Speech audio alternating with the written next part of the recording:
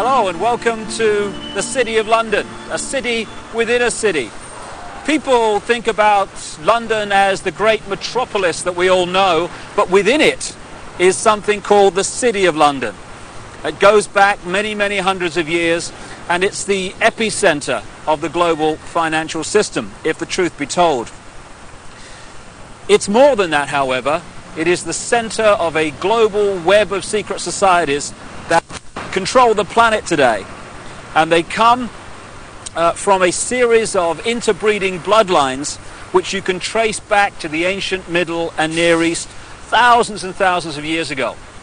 And the staggering truth is that these interbreeding bloodlines under different names have increasingly controlled planet Earth from that time to this, never more so than today. In the next few hours on this video, you're going to be introduced, if you've not already read the book, my book, The Biggest Secret, to some staggering, stunning, and I'm the first to say, bizarre information. The basis of the video is an interview with a lady called Arizona Wilder, who was brought up and mind-controlled from almost the time that she was born to eventually, as she did, conduct satanic rituals at the highest level of the satanic ritual network, involving some of the most famous people on the planet. But we'll get into that as we go along. It is bizarre, and that's not even the most bizarre aspect of this story, which I'll come to as we progress. But the bizarre just happens to be true. And this video is designed to be a companion to my book, The Biggest Secret, and you'd get more out of the interview with Arizona if you've read that book. But what I'm going to do to start with is just set up a few basic background details that can allow you, if you've not read the book, to follow the story and the revelations that Arizona is going to unfold for us. As I say, this is not just a City of London financial district. It is the center of a global web. It is the spider in the center of the web, as I expose in great detail in The Biggest Secret and a previous book, And the Truth Shall Set You Free. And what the basis of that shows is that all these apparently different companies, banks, insurance companies, political parties, actually at the top of their pyramids interlock and are controlled by the same few people. About 13 families run the world, and offshoots of these bloodlines under different names. Just give you an example and a little guided tour of where we actually are, because that's a good example of what I'm talking about. Behind me is the Bank of England. This was created in a charter signed by William of Orange, who became William III, the King of England, in 1688, 1689, and he was one of these bloodlines. And from the moment that he took the throne, then the whole thing started to really epicenter in London. This is when the spider at the center of the web really moved in here. So we've got the Bank of England behind me, which was created thanks to William of Orange and the people that controlled him, because these guys are just puppets, of course. Over there we've got the NatWest building. It's one of the big clearing banks in England. If you just come around this statue, which I'll come to in a second, behind me there is the Mansion House. That's the centre of government in the City of London, this city within a city. And at the top you'll see the red cross on the white background, the flag. It's the flag of England, and that symbol goes back right into the ancient world. It was the ancient sun symbol of the Phoenicians back in the ancient Middle and Near East, and the Phoenicians had a number of deities. One of them was called Barati, the female. One was called Barat, the male. Barati and Barat became Britannia and Britain because the British culture was brought here by the Phoenicians about 3000 BC and after. And also they had deities, the Phoenicians, called St. George of Cappadocia, who killed the dragon. That became St. George of England, and that's, of course, the flag of St. George, the red cross and the white background today. Also, the Christian deity called St. Michael was an ancient Phoenician deity long before Christianity. So the Mansion House, the centre of government, is a very, very powerful place. We go around here, we've got the Royal and Son Alliance Insurance Company. The banks and the insurance companies interlock, and as a result of the fantastic amount of wealth that they can move around the financial markets every day, these interlocking organizations control the world financial system. If a stock market goes down and crashes, it's because it's meant to crash. And not everyone loses, you know, when that happens. If you know it's going to crash, you sell your stock, it crashes, you buy it back at a lower price, you then push it back up again and buy other stock at the same time at a few cents on the dollar or whatever. And that means that a financial crash can actually lead, if you know it's coming because you're creating it, to an amazing expansion of your holdings and your wealth. Over there we've got the Lloyds Bank building. That's another one of the big clearing banks which all interlock and are controlled by the same people. And then there we have the Royal Guardian Exchange building, another major insurance company which, like I say, interlock with all the others. And then we come back to the Bank of England. Now, this financial centre, along with places like Wall Street, where the bloodline families interlock again, the same people run America as run Britain, as run Germany, etc. They have funded many, many times both sides in wars. And ironically and sickeningly, behind me, opposite the Bank of England, in the centre of this square, is a memorial to those who died in the 2 world wars. Let's just go and have a look at that. What happens in terms of creating wars is a technique, a mind manipulation technique that I've called in my books problem, reaction, solution. And it works like this. If you want to introduce something, say centralization of power through the United Nations, centralization of power militarily with NATO, the North Atlantic Treaty Organization, the biggest military organization in the world that's expanding all the time. If you want to centralize power into fewer and fewer hands, if you did that openly and said this is what we want to do, there'd be a reaction against that. People would say, hey, this is a fascist state you want to create. We're not having this. But through this technique of problem, reaction, solution, you can actually manipulate people to demand you do what you want to do anyway. So it works like this. First of all, you create the problem, but you get someone else to be blamed for it. You then report that problem through the media in the way you want it reported, because the media is owned by the same people that own the banks and etc. You get the public to react to your problem by saying something must be done, this can't go on, what are they going to do about it? And at that point, they, who have covertly created the problem and blame someone else, who've gleaned that reaction of do something, then offer the solution to the problems they have created. So if you take the world wars, after the First World War, in which the financial centres of London and Wall Street, etc., funded all sides, power on this planet was in fewer hands than ever before. After the Second World War, it was even fewer hands on the wheels of power.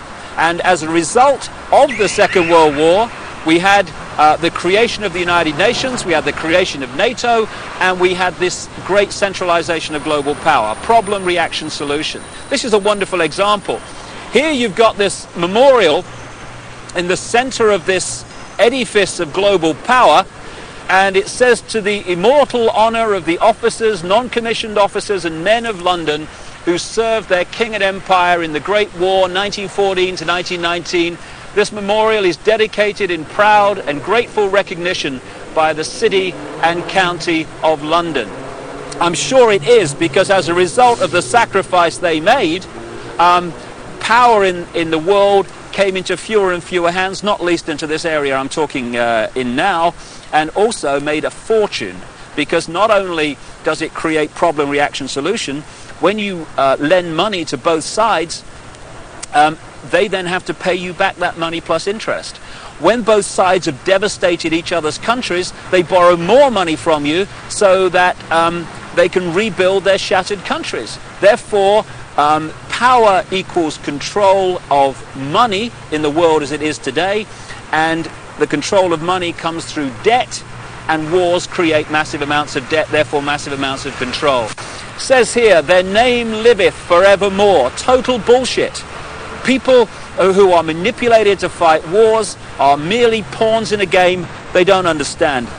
At the bottom here, it talks about the memory of those who died in the Second World War, 1939 and 1945. How ironic and how sick that that war was manipulated and funded to a large extent from this building here, the Bank of England.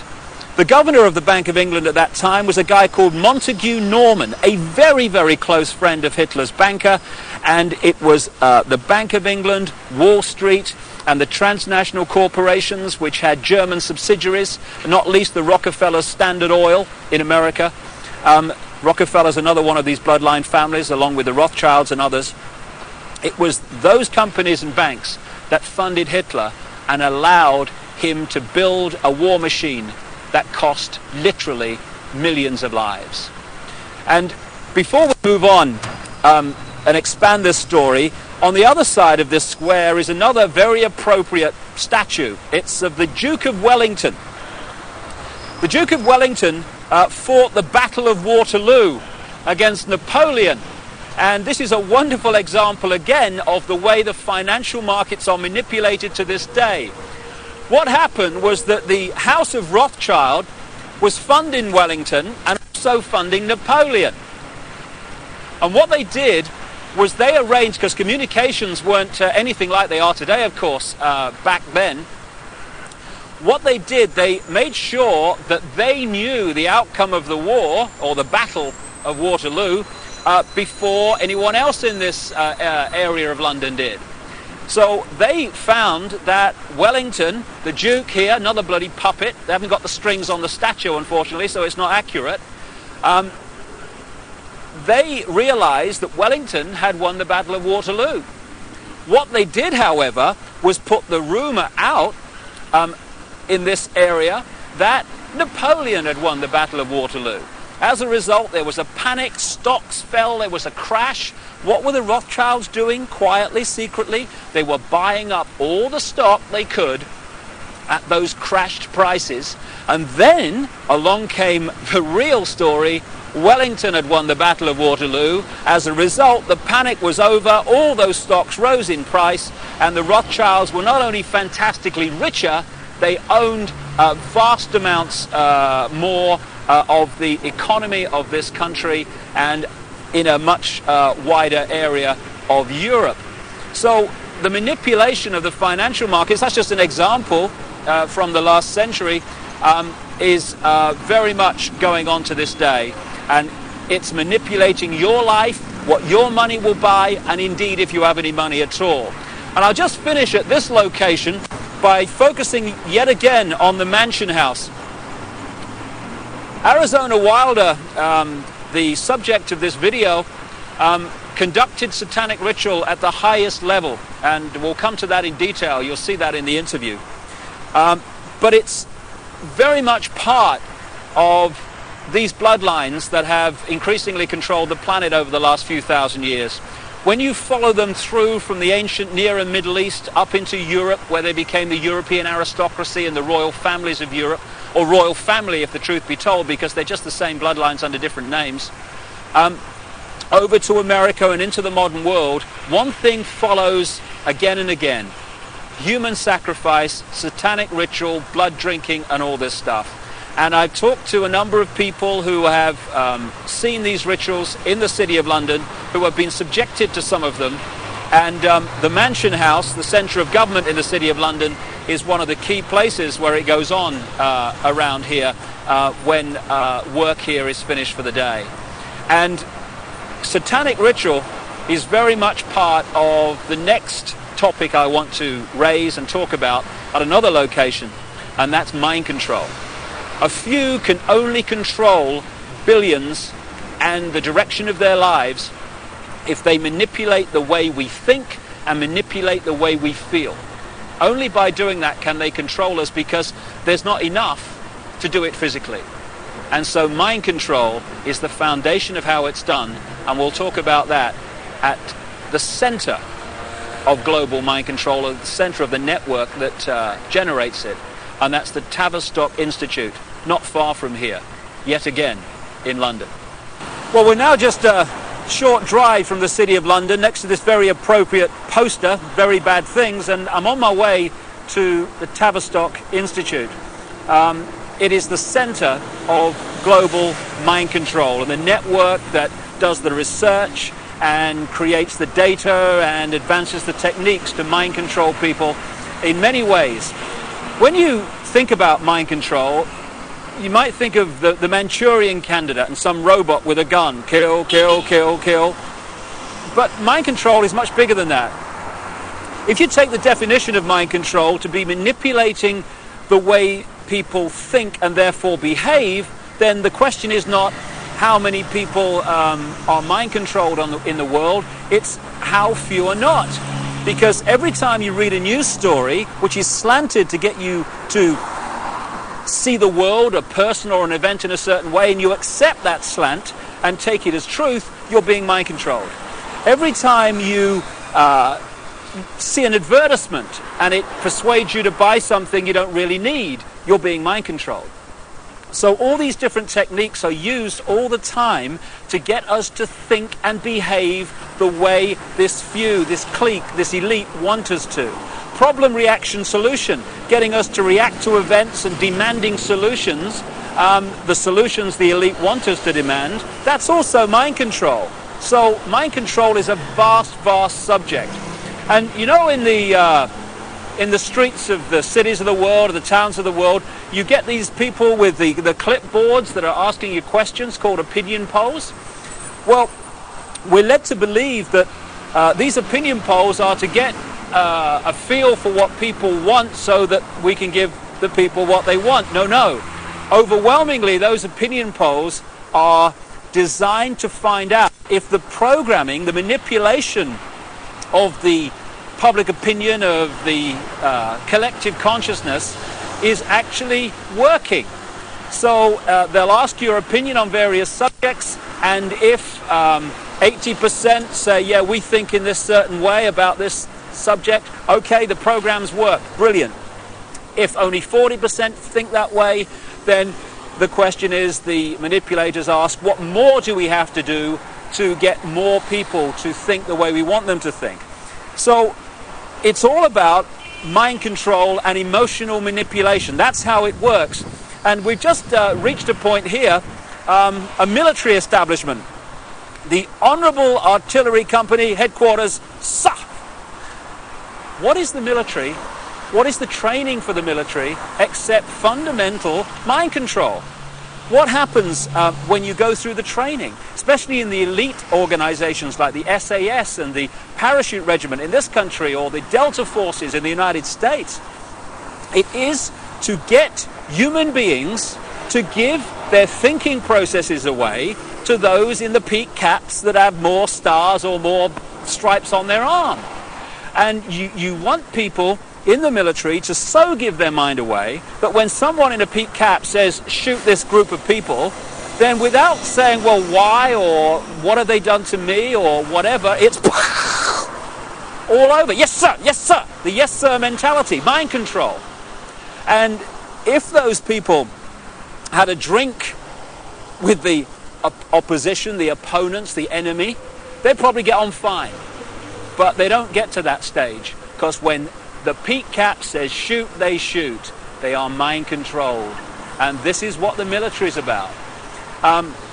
So you have mass mind control, you have individual mind control, and I'm just going to now walk just around the corner from here and take you to the headquarters of global mind manipulation. Mind control has been known about for a very, very long time. And to understand many of the things that Arizona will be talking about in the interview, you just need to explain one of the fundamental techniques of mind control. It's called trauma-based mind control. there is a mechanism in the mind that shuts out the memory of trauma. You know when you have a car accident and you can't remember what happened before, the trauma of the actual accident and immediately afterwards? That's because the mind puts an amnesic barrier around trauma. Now that's very, very good, because obviously we don't want to keep reliving and re-remembering severe trauma like accidents and horrors of that kind. But this they began to understand massively in the concentration camps of Germany under the guy known as Joseph Mengele, the angel of death, the infamous mind manipulator and geneticist. They began to understand that if you could systematically traumatize someone, particularly before the age of 5 and 6, then you could turn their mind into a honeycomb of self-contained compartments, amnesic barriers, which were unaware of the existence of the others. And if through hypnotic keys, triggers, words, signs, whatever, you could pull one of these amnesic barriers to the front to become the conscious level, that could experience something or be programmed to do something robotically, and then that compartment could be pushed back in the mind and another one pulled forward. Now this new one has no idea the other compartment exists, let alone what it's experienced or what it's been programmed to do. This has become known as multiple personality disorder, or DID, dissociative identity disorder, which is much more appropriate. And for short, these people are known as multiples. And this is some of the terms that Arizona will be using in the interview. Now, we've reached a point here, if we just turn around, of the headquarters of the Global Mind Control Network. This is the Tavistock Institute in Tabernacle Street, 30 Tabernacle Street in London. It was this network, and is this network, that coordinates the mind control program around the world, both on a mass and individual level. The background to this organization is this. It used to be part of the British military psychological warfare department, appropriately, and it was developed by a guy called Dr. John Rawlings Rees. And other parts of the network were established around the world. Stanford in America is one of them. And together they coordinate the mass mind manipulation of the human race and mind program people on an individual level. Just to give you an idea, these mind control people are overwhelmingly those that do the assassinations. Why is it always a lone nutter that's responsible for assassination? So people say, oh, he was just a nutter. No conspiracy, no more investigation necessary. Why is it that the same psychological profile keeps turning up all over the world with guns, going crazy with guns in the street, killing people, creating problem, reaction, solution situations in which legislation comes through and is introduced as a result of those horrors? Interestingly, Martin Bryant, the man who went crazy with a gun in Port Arthur, Tasmania, just happened to be treated by a guy called Dr. Eric Cunningham Dax. Now, Cunningham Dax was the Tavistock Institute representative in Australia and a close associate for decades of Dr. John Rawlings Rees that sent the whole thing going. So when someone goes crazy with a gun or these horrific things happen, we need to ask the question, are they doing it from their own mind, or are they programmed to do it because of the effect of what they do? Now, Arizona Wilder was brought up from birth in these mind control programs, and her programmer was Joseph Mengele, the angel of death. And when he eventually died in the late 80s, because the subject of the programming becomes so attached to the programmer, almost worshipping the programmer, when the programmer dies, often the programming starts to break down. It did with this lady, and that's why now she's speaking out and talking in staggering detail about what she experienced and the people that she was involved with. People might find it hard to believe that Joseph Mengele was in the United States and South America after the war, but there was a British intelligence, American intelligence operation called Project Paperclip, which got people like Mengele and other leading Nazis out of Germany at the end of the war to continue their mind programming and to continue their genetic research and manipulation in America after the war, in the United Kingdom also. So this is some important background to this Arizona Wilder interview, but it's not even the biggest secret. The biggest secret is even more bizarre than that. Well, I've now come literally a few strides outside of the official boundaries of the City of London into an area known as Temple Bar, where the Royal Courts of Justice are established, and this is the centre of the British legal profession. Not just the British legal profession, but the legal profession of the world, as the biggest secret exposes. This is where they come to the bar, as it's said, to become barristers, the top of the legal profession, and eventually to become the judges that are part of the network of the secret society network, overwhelmingly, who are told what to do. And when you've got judges being told what to do by the secret society network, what justice is there? Temple Bar is named after the Knights Templar, one of the secret societies in the ancient world that I talk about in my books, and they were part of this network, and their successors are continuing that manipulation and agenda to this day. Now, I'm standing across the road from the Royal Courts of Justice here, outside something called the Outer Temple. This is one of the major secret societies that manipulate and control the legal profession and the workings of so-called justice in Britain, and indeed, like I say, further afield. But the reason I've come here overwhelmingly is to point out something in the centre of the road here at the boundary between Temple Bar and the City of London.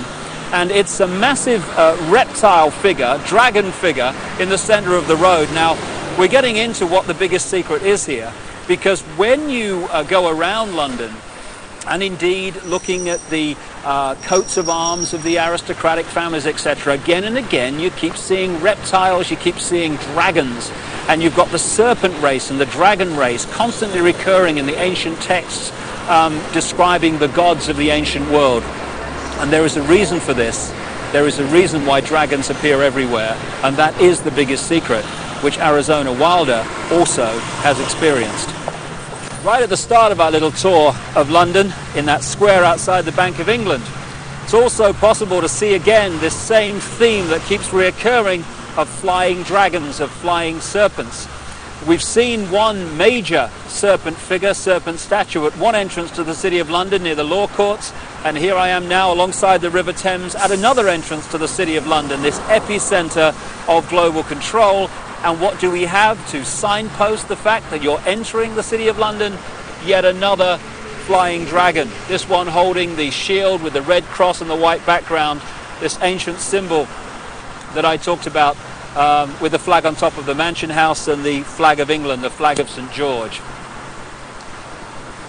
So what's going on?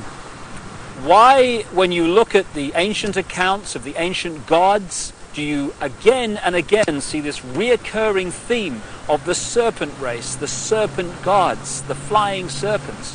Why, in my research for the biggest secret, have I come across a stream of people from different walks of life all over the world who have told me the same thing, that they have seen, to their astonishment and amazement, they've seen key people in positions of power just demanifest from being a human physical form and become before their eyes a reptilian figure.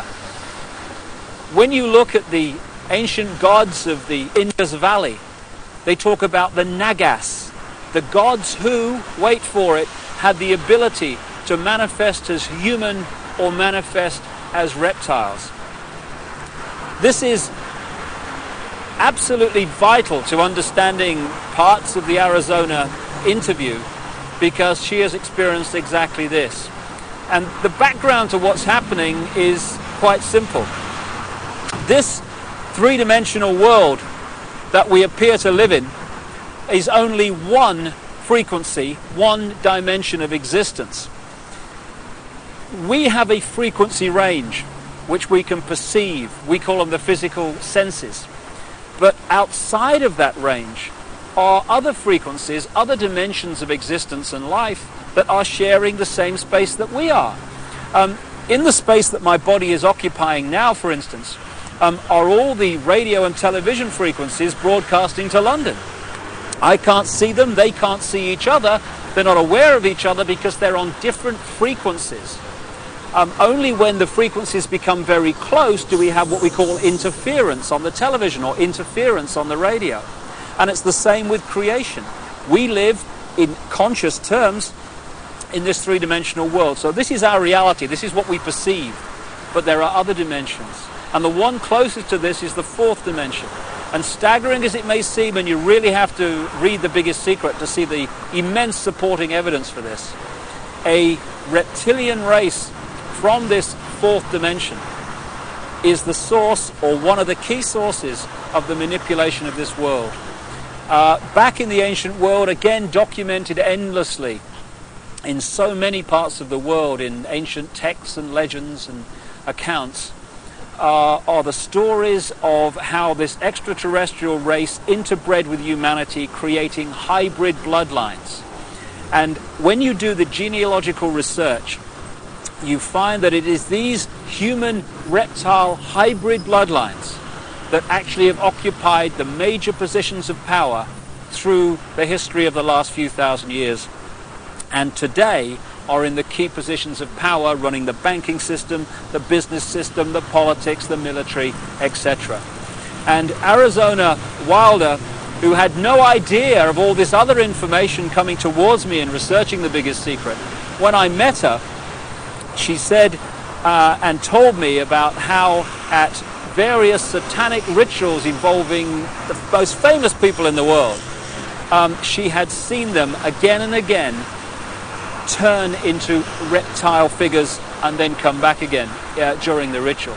I got a call from the head of an organization in America called Parents Against Ritual Abuse, who told me again from her experience how many of her clients who had been subjected to satanic ritual had reported the same story of how the participants had shape-shifted, as the term goes, from human to reptiles and back again during the ritual. And one of the key areas, one of the key families identified by Arizona Wilder in her accounts is one not too far from here, and it's very famous indeed. And that family and that bloodline live here, or at least partly live here. Buckingham Palace, one of the many palaces and homes of the British royal family, the House of Windsor. They're seen as bastions of the establishment, the British establishment, but in fact the Windsor bloodline is not British at all, it's German. It's really the House of Saxe-Coburg-Gotha. And on Prince Philip's side, the husband of the Queen of England, he's a Mountbatten, which is really Battenberg. Again, another German line. In 1917 they changed the name from Battenberg to Mountbatten, from the House of Saxe-Coburg to Windsor, because at that time, you may recall, the German nation and the British nation were knocking hell out of each other in the trenches of northern France. And it was good PR from the British royal family's point of view to just change their name to sound more English. And this is just the farce and the facade behind so much, or behind which so much goes on. However, most people, if not almost everyone on the planet, would find the fact that the House of Windsor are one of these reptilian human hybrid lines that shape-shift between human and reptilian form to be utterly, devastatingly ludicrous and unbelievable. I understand that, but the truth, the real truth, often is. And Arizona Wilder, in the interview that's coming up now, is going to talk about her experiences of seeing this happen. Well, I think that's all you need to know and appreciate to understand the kind of information that Arizona Wilder is going to reveal to us now, except one thing. Across the millennium years is crunch time in this whole agenda, crunch time for the human race. This is the time when this network of interbreeding bloodlines wants to bring in its global fascist structure of a world government to which nation states would be administrative units, of a world central bank and a world currency, a currency that wouldn't be cash, it would be merely electronic, for which there are fundamental implications for human freedom. and also the World Army, which is designed to be NATO, expanding and expanding as it is now, of course, to become the fully fledged World Army, World Police Force. And underpinning that little lot is designed to be a microchip population, in which we are microchipped with our financial details, our medical details, etc., etc.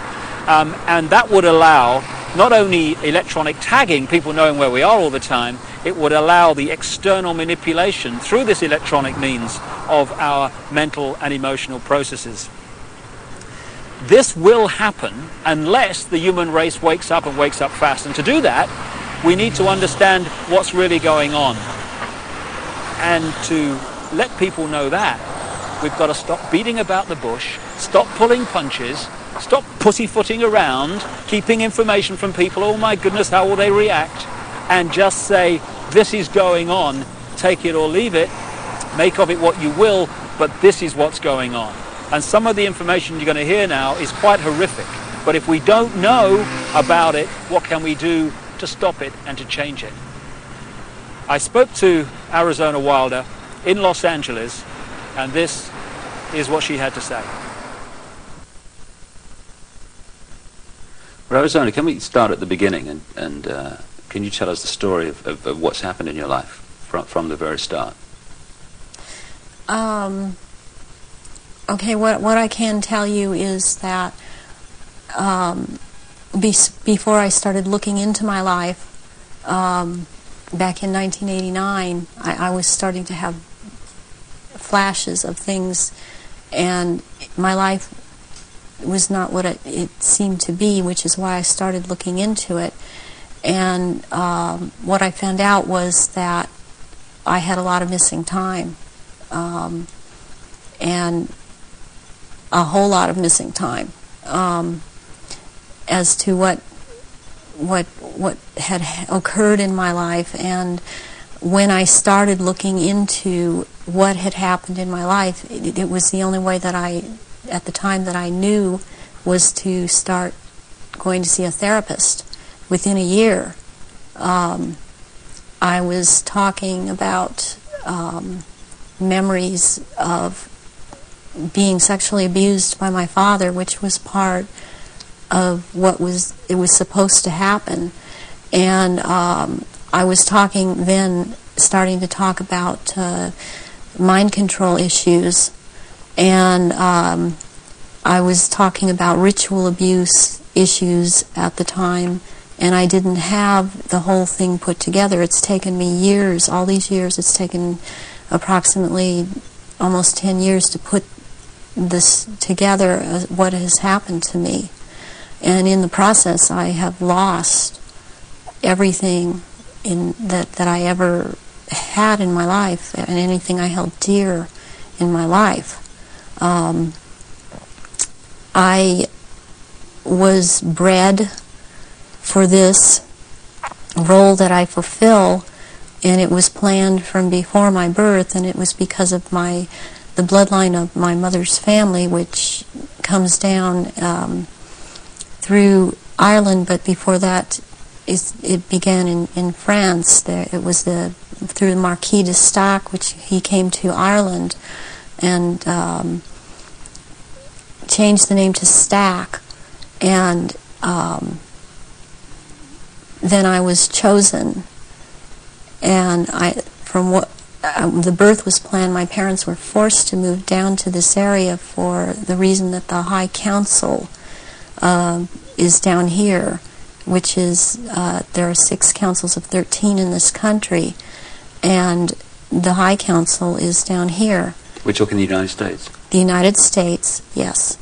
And so from the time that I was a baby, I was being abused and traumatized, and on purpose, for the mind control that they need someone to go through to do whatever they say, to be as just a puppet in that they can control every move.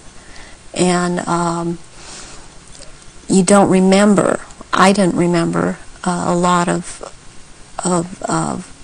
things, because I have, as a result of all of this mind control, split off many parts that all hold memories, hold feelings, hold programs, hold information, and I've been working very hard to pull all of that up.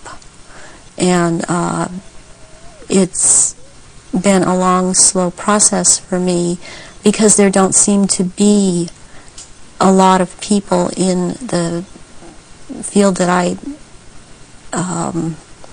only felt was the only way I could go was psychiatric and psychological. They don't seem to know what is really going on, and I believe that a lot of them are afraid of being sued should they suggest something, and so they cannot lead or suggest. And it's been a process of me having to trigger myself to remember, and be around people that can help me with that can't really be touched by the False Memory Syndrome Foundation. So what happened? You say you were abused as a child as part of this compartmentalizing of your mind. What went on after that, as you got older? Well, they start with wanting to make you an obedient slave at first, and so they do a lot of sensory deprivation, they do a lot of sensory overload, and they switch between the two, and they do out-and-out torture. They take a small child and they electroshock. In my case, it was electroshock to the brain, and they would take away my chance to sleep. They kept me awake for many hours at night, would not let me sleep. And I was also told things, as this was before the age of 5, I was told things such as, they would make me drink water, and they would say, if you pass urine, you're going to have to drink it. And they would make me drink it. And if you have bowel movement, you're going to have to eat the feces, which is also what happened to me. And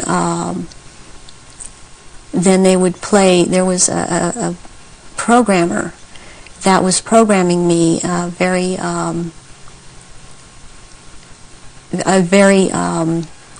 infamous person in history, who actually has been in this country, and he was known as Dr. Green.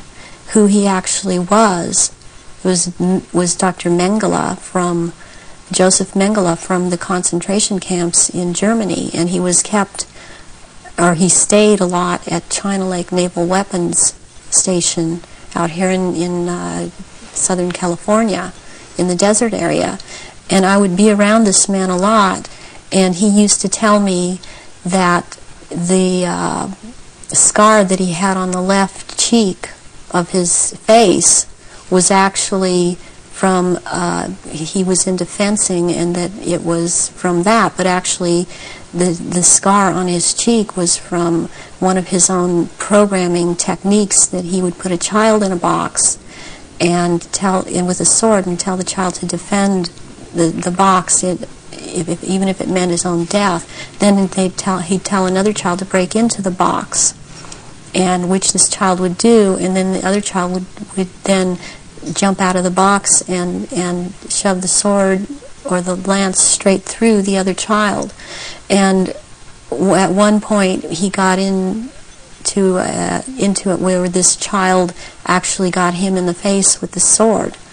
And he would wear a huge emerald ring on his left hand, on this middle finger, and he would twist this emerald around, and for programming, and he was into using long-colored ribbons of different colors, and you had to choose a certain ribbon, or you were given a certain ribbon, and that meant that this certain thing was going to happen to you.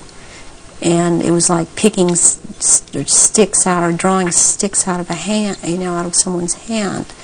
I saw games of Russian roulette played where it was chosen beforehand that a child would die, and the child would put the gun up to his head and pull the trigger, and this child would end up dying. But it was meant to scare all of us, keep us in terror, as there were many other children that were around me that went through the same thing. I have run into people from my childhood that have known me, and I've recognized their names, and even if they change their names and change their hair color, as I have done, they have recognized me, or I have recognized them, and I know their name. They know my name. There isn't any way for this to have happened. It's just beyond coincidence. And when you get older, I mean, they start taking, this programmer in particular, Mengele, would take me to rituals. I went to rituals with him all over this country and in Britain and in France, and it was known by intelligence agencies in this country that this man was here. They brought him here. Is that Project Paperclip you're talking about? Yeah. Through the OSS. And my family, or my so-called family, are all DID. They have not. They are very well programmed, and they have not sought help. They have not gone in, tried to figure out what's happened.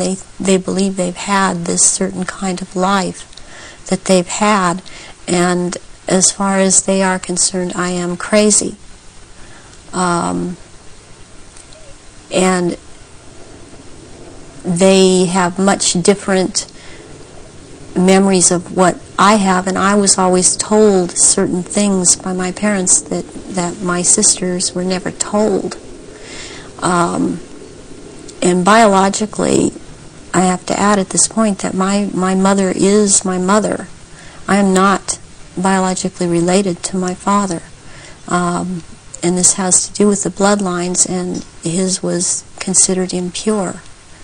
And this is all about purity of the bloodline. And that is why I am involved in this. There are people that are involved in this that it is not so much because of bloodline, but they have the ability to dissociate and be used as slaves by these people. You say that you come from a certain bloodline, and there is this obsession with bloodlines that this Brotherhood Illuminati have. Why is that? Because what first started coming out was about the Aryans, and the purity of the blood. And what it's all about is that the blood and the menstrual blood contains something that is important for the propagation of this race that is controlling things on this planet. And these people that are in the organization that the Council of 13 is under, and they have something called the Grand Druid Council, or the Octagon, they're called the Illuminati. And the Illuminati are actually run by these 13 bloodlines, which are all of the royal families in Europe and in England. And they need the blood because they are, in fact, not human. They take human shape. They are reptilians. And they need the blood. The blood helps them maintain their reptilian shape, and it helps them maintain their sanity, and it helps them to live in this world because they are not from this world. Does that relate to what the Nazis call vril power and what the Hindus call the serpent power in the blood? Yes, the blood has something. It has something in it. It has secretions from the pituitary gland and from the pineal gland, and it has a very strong drug in it that they also, I mean, this is the one that keeps them from going crazy, and it's like heroin or like endorphins, and it's much stronger. But what they need is, for it to be secreted in the blood, is they need terrorization of their victims before they are killed for their blood, or if a young woman is beginning to menstruate, they need the menstrual blood, and they have to terrorize them to get this to come out in the blood and be secreted in the blood. Is this the what other people have told me about, that at the point of great terror, like the point of sacrifice, there's an adrenaline that enters the bloodstream? Is this what they're looking for? Yes, that and this other element comes and secretes out through the blood. This all comes out through the blood at that time, and it's at that point they are actually staring into the eyes of the head of at some of these rituals, or at a reptilian. They are staring into the eyes of this person, and they're held. It's a hypnotic gaze these reptilians have, and it holds the victim in an absolute trance, in a trance of terror, and then they are killed at that moment as they are staring into their eyes. And not only do they can't hold their shape when this happens. The human shape they cannot hold. They go back into reptilian shape as this is happening, because it's like an animalistic type of excitement of the kill. And they oftentimes they will just rip into the victim and eviscerate them and start eating the flesh of this person too. And the fat from the intestinal area is highly valued, as they use it on their skin. And they will drink the blood, and the blood is highly sought after, and it goes according also to rank within these creatures, as to who gets what when. And their sacrifices have increased in the last, it started increasing in the early 80s. The amount that they were doing is increased. And they use a lot of druidic holidays to do this, but they have other days too. They've mixed all of these satanic and what are called satanic holidays and druidic holidays, and in order to have these rituals, which ritual seems to be important to them. But they also use it in order to drink this blood. They seem to need more. Have you any idea why it's increased since the 80s? So there are changes going on in the earth. It seems they're not able to hold their shape like they once were able to, and people see them shapeshift more and more, and they need the blood to try and maintain it, to try and maintain their human form. I believe there's a time coming that because of what I've been told, when they are not going to bother having to hold that human shape at as they had to before. And they want that time to come. It's almost upon us. So when you're talking about the fact that the veil is lifting on these reptilians so that people can see them far more easily and far more often, does this relate in any way to the fact that there is this desire to bring in this rigid structure, including microchipping and many other things, across the year 2000, which has become known as the New World Order? Is that coming in because it is known that the people are going to see what the game is and there has to be control of the people at that time? Yes, it's very connected. I started talking about the New World Order back in 1990, and I was very psychologically and physically affected so much by what was coming out. I wasn't watching television. I was not aware that certain individuals in this country, George Bush, were talking about the New World Order. I was talking about it because that is what was coming out, and knowing that the first time that inside of myself that I'd heard it was in conjunction with the Nazis, and that came from Mengele. And I started realizing that there was something going on, and then it scared me. And I didn't really look into it for years, but I was being harassed constantly. I was being told. At one point, I had someone telling me that I was being, and who was ex-Army intelligence, ex-CIA, telling me that I was being monitored by the National Security Agency, and I didn't have the whole story then, so I did not totally understand why this was happening. But yet I was being followed by cars or vans that said G12, G14, and in this last year, which has really been very hard, I've been followed by G41 vans, and I had to find out what those were, and that is naval intelligence.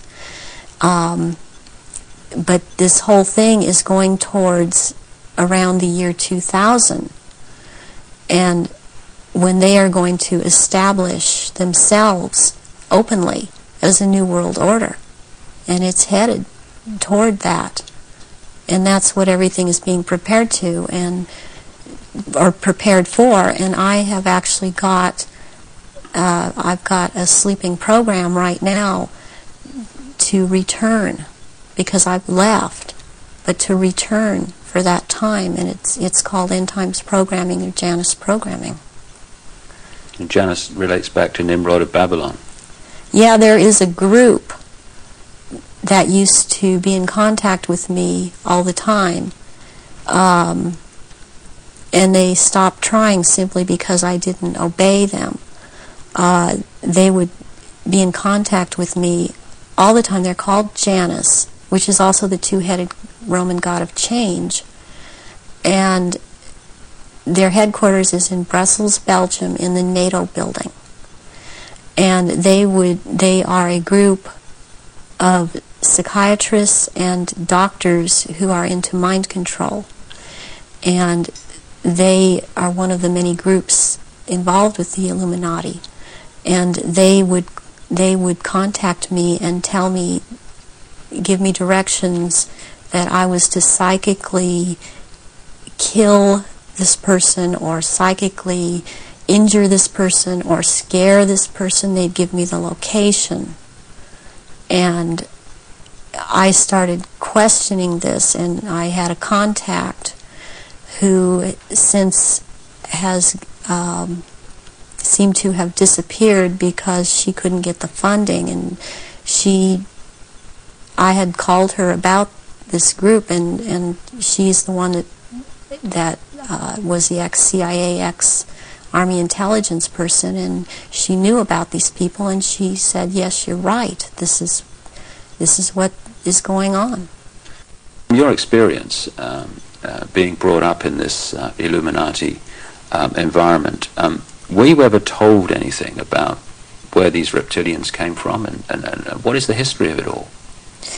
I was made to learn through Mothers of Darkness, which is a certain aspect of the organization, because that was an early part of my training, the history of what was the Illuminati on this planet.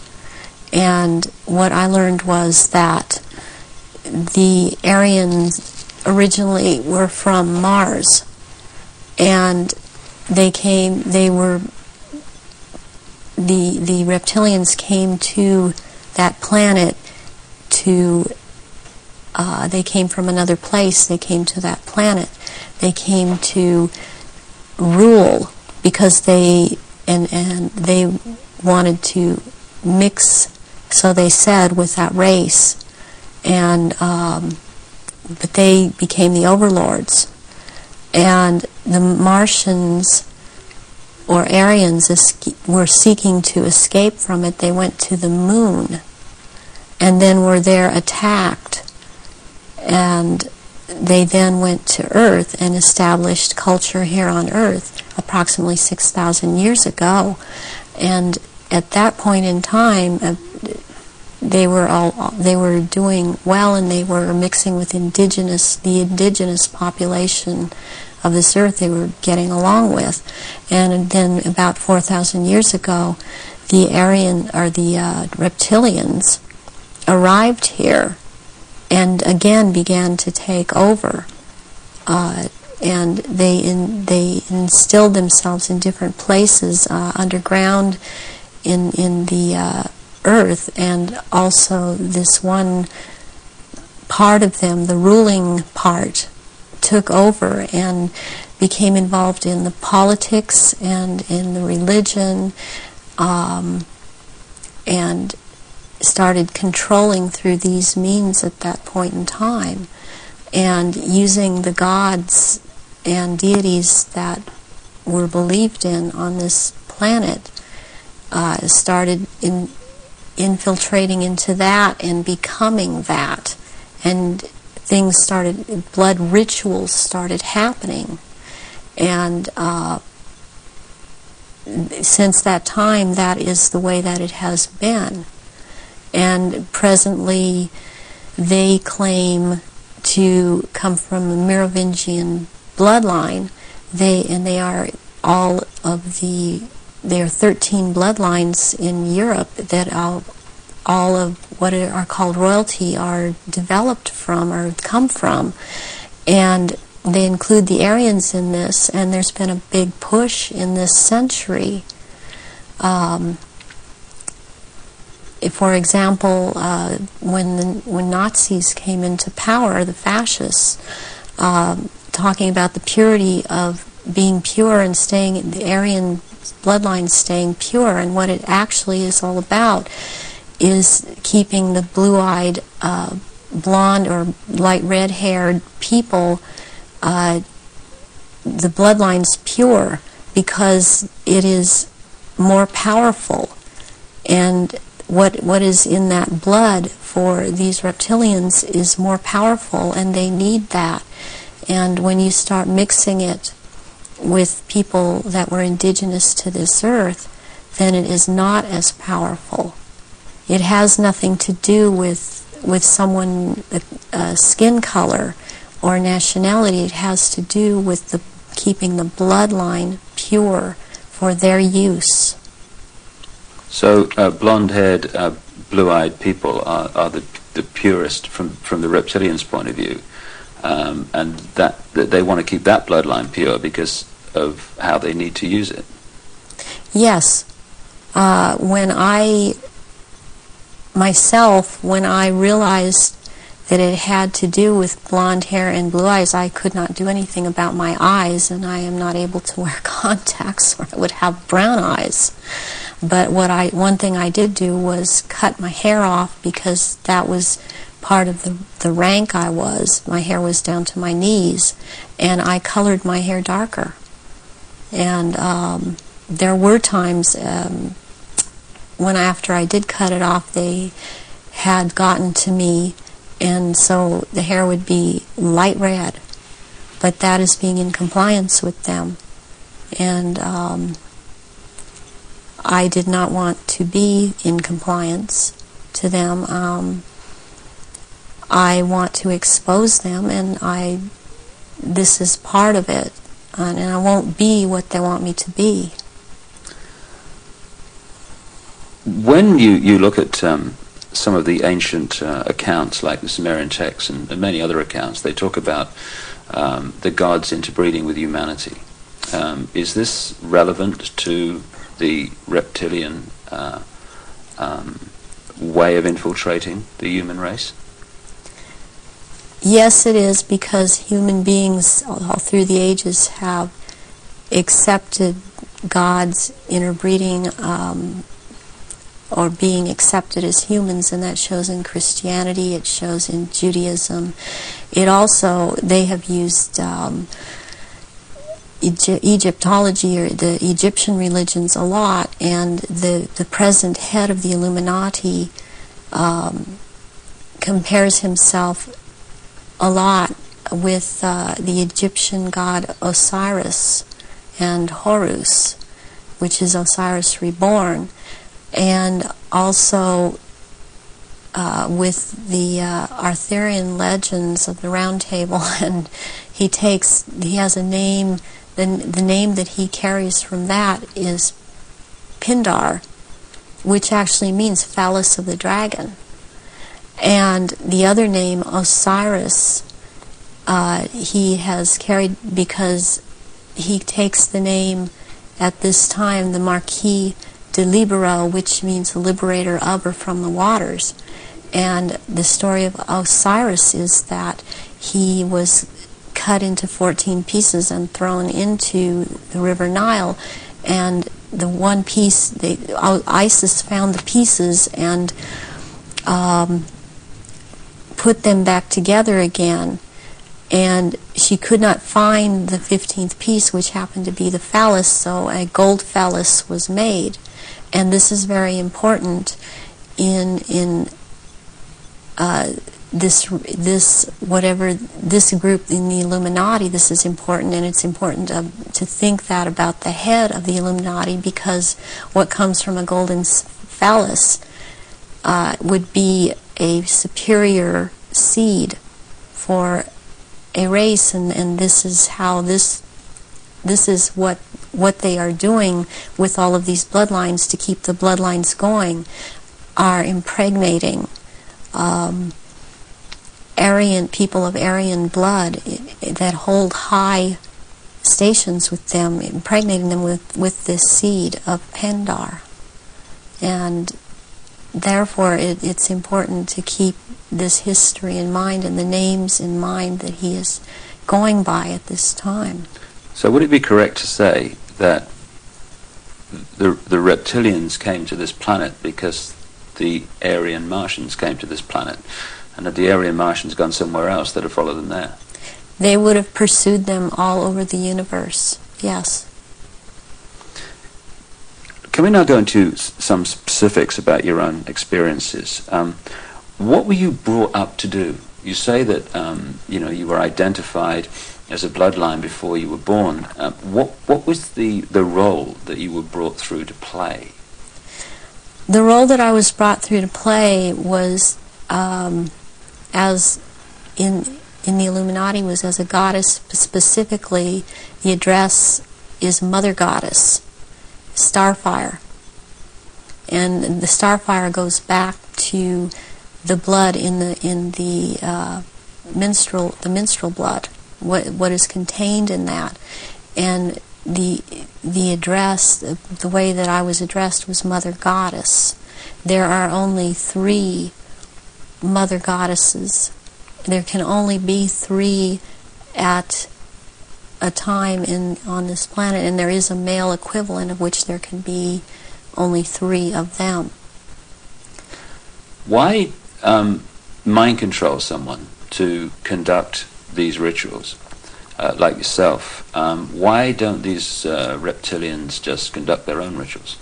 they don't seem to have the psychic abilities, and they look for people that have that and people in the bloodline that have that.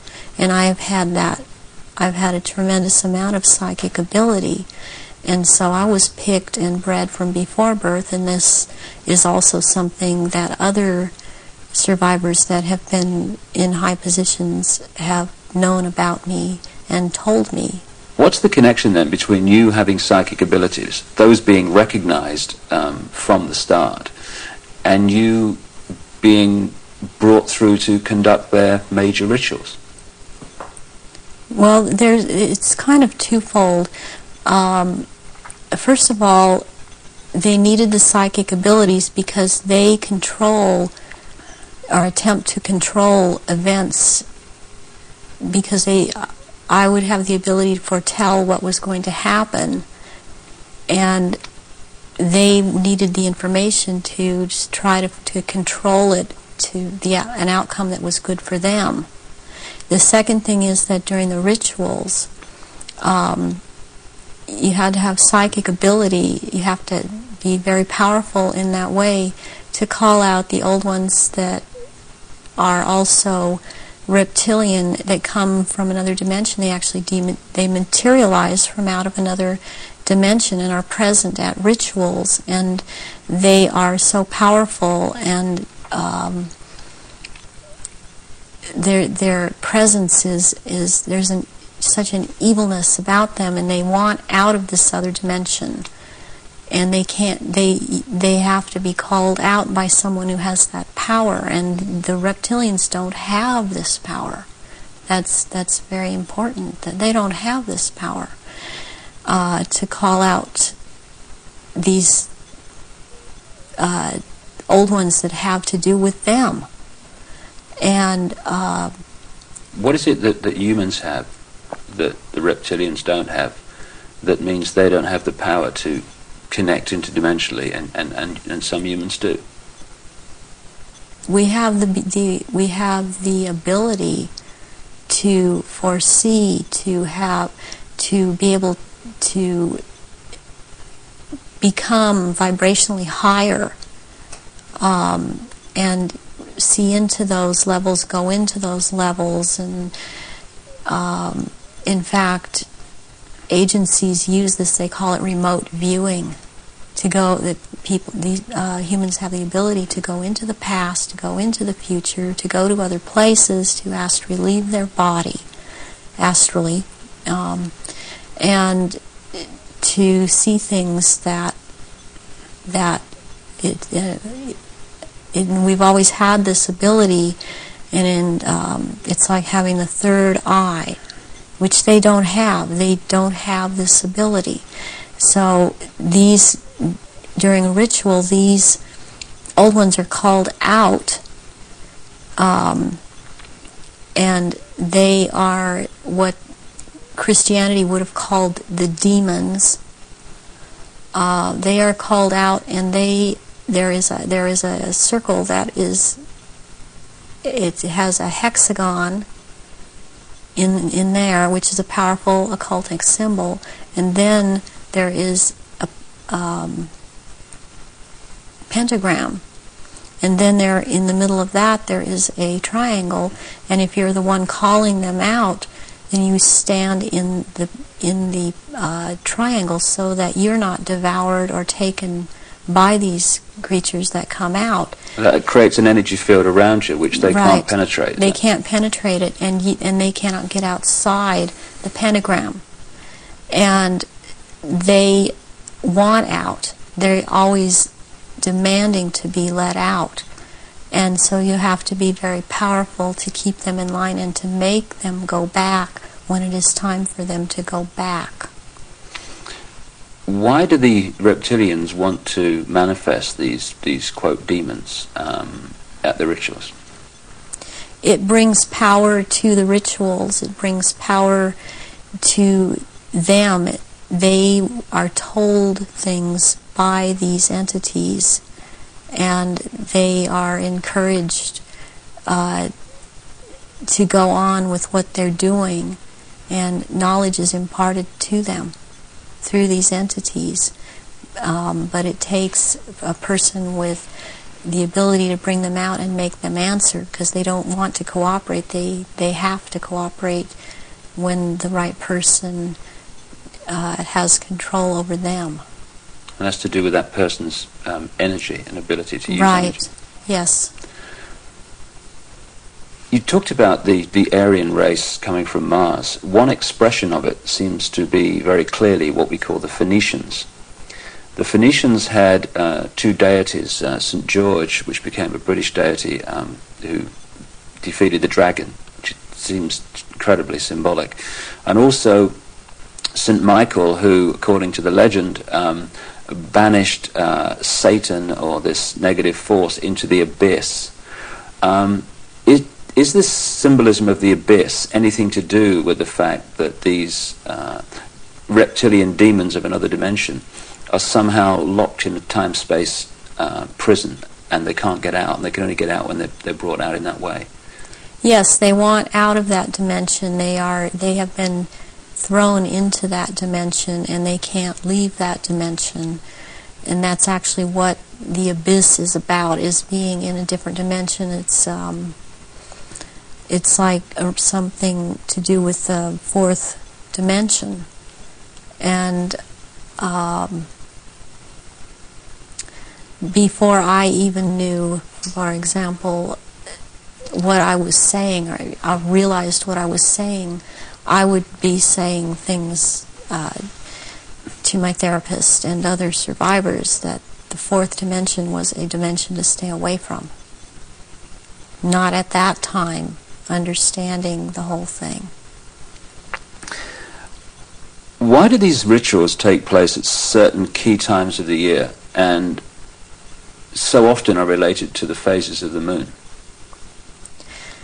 Because the moon has an influence on this planet, and also the sun. These also take place during different things that go on with the sun, but the moon it's kind of a really very cyclical thing with the moon. And it takes place on full moons, new moons.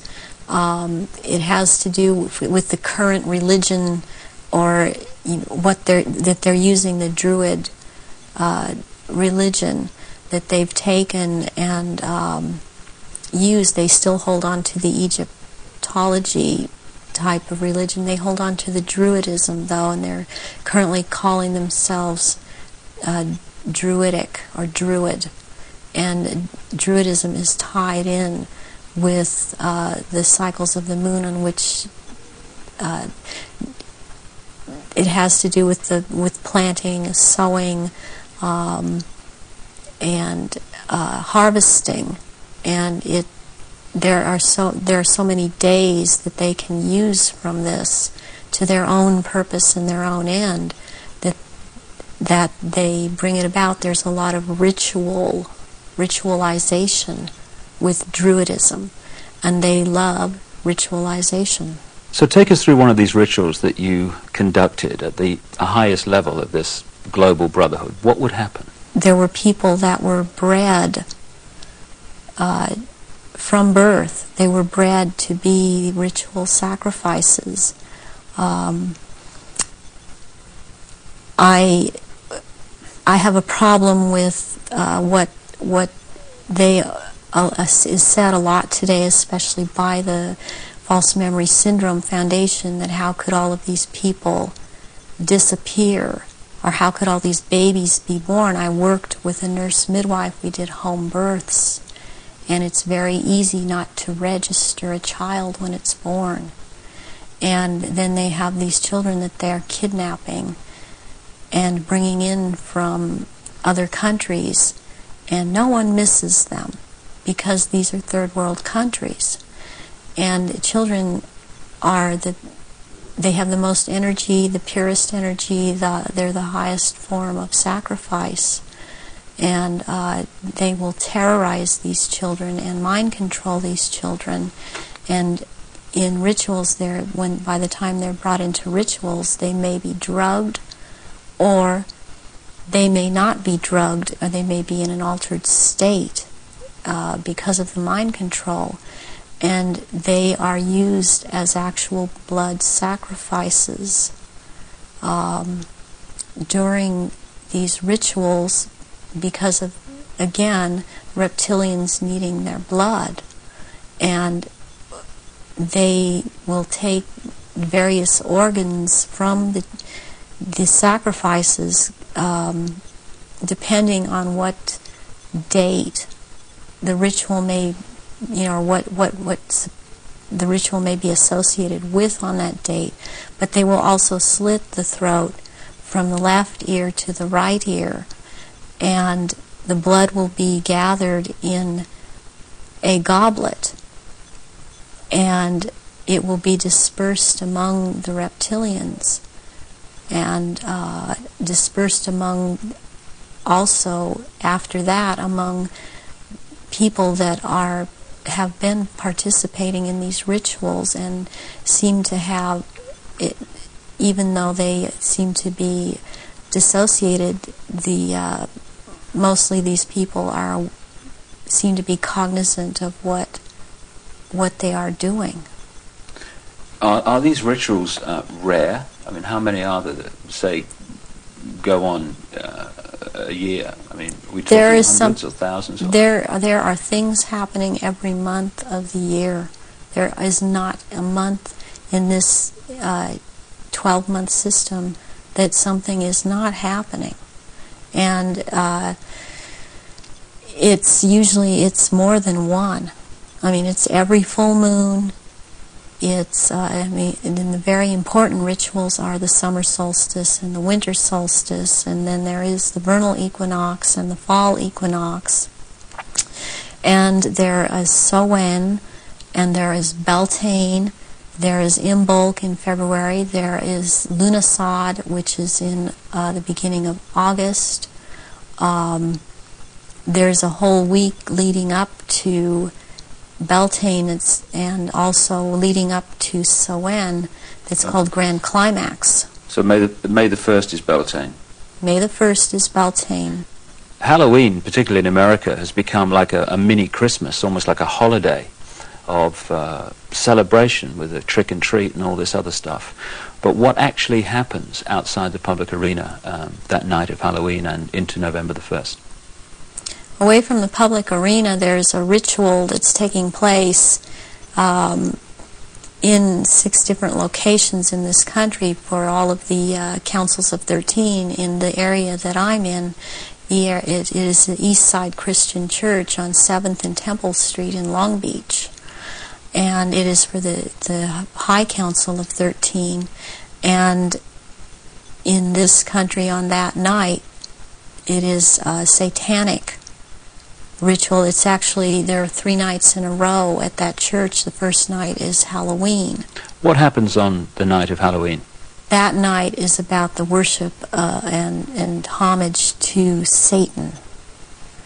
And that is what a lot of people in this country know the devil to be. This is about the devil, Satan.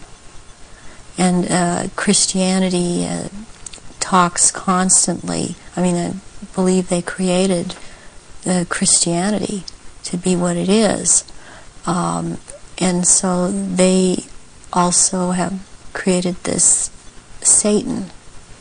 And so they control in that way. And on that night there's a lot of bloodshed, and there are sacrifices made to Satan. There is a person who plays the part of this in this High Council that has to do with this High Council. He's not on the High Council, but he has to do with playing the part of Satan.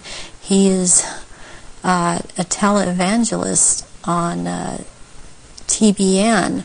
He used to be, he filled in for a little while as a lead singer on Iron Butterfly many years ago, and he has long blonde hair. What's his name? At this point, I don't recall his name. It just, I recognize his face. I saw it recently. on TVN, and then this is his cover, or he is DID, and he plays this part, the great deceiver Satan, on that night, on Halloween, at this church. And that is what happens on Halloween. And I mean, what else I must say, what is going on with Halloween in this country? It's just becoming so popular. It is also to desensitize people to the whole thing, and even this backlash Christian movement that wants to call it the Harvest Festival. It does not realize that the Harvest Festival has to do with Druidic religion. And again, they are still doing the same thing and celebrating the Harvest Festival. That's what the Harvest Festival is about. Are many of the so-called Christian rituals, because that's what they are, or festivals or ceremonies, are they actually, to most Christians, unknowing representations of these satanic rituals? Yes, they are. One, for example, Christmas has to do with it's a time,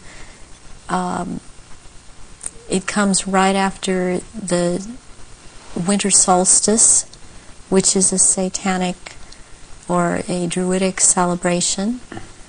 It has to do, there's a day in there called that day which is not a day.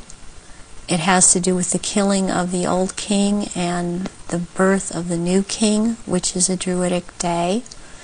On the 24th or the 25th at midnight, there is a ceremony that's specifically for children, and it's called the last bulb on the tree. Where does that come from? That is something that's used with children. It's part of programming them into the whole thing. And there were things that would happen to the child that hung the last bulb on the tree on Christmas Eve, as it was a common practice to decorate the tree on Christmas Eve, and the tree in itself is a phallic symbol, and it's paganistic. Christmas is based on a pagan day, and back to Roman times, and Christians have given it, they think they have given it Christian meaning, and it means something else, and it does not. But there is the case with the last bulb on the tree that has something to do with what happened to this little girl, John Benet.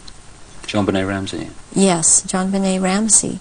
And this occurred on this night because of the day it has to do with. It comes right after the winter solstice, which is a satanic or a Druidic celebration. It has to do, there's a day in there called that day which is not a day. It has to do with the killing of the old king and the birth of the new king, which is a Druidic day. On the 24th or the 25th at midnight, there is a ceremony that's specifically for children, and it's called the last bulb on the tree. Where does that come from? That is something that's used with children. It's part of programming them into the whole thing.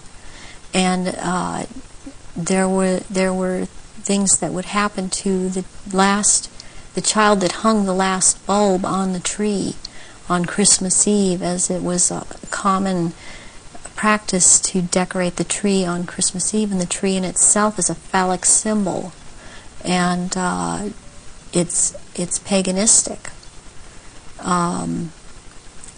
Christmas is based on a pagan day, and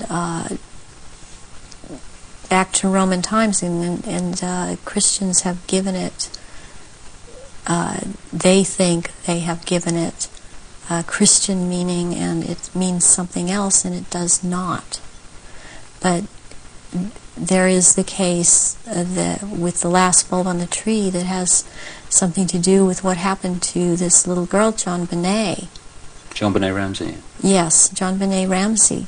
And this occurred on this night because of the day it has to do with, and the ceremony that it has to do with. And there were rituals done on that night to these little children. So that is totally tied into it. I have heard that Jean Benet's name is relevant to the rituals. Do you know anything about that? John Bay. John Bay is a satanic deity, or Satan. John Bay is a name for Satan. And that name is just closely tied in. It's so close, and I don't understand why it hasn't come out, and that I know of, it hasn't been talked about. But that is why she was killed on the day that she was killed, and her family, as far as I'm concerned, her family is involved in this, and that there's always a price to be involved in it. She was the price. This little girl lost her life. Can we talk about some of the famous names that people around the world would know who, in your experience, have taken part in these rituals that you've conducted? You say you've conducted them in Europe and the United States. Can we start with the United States?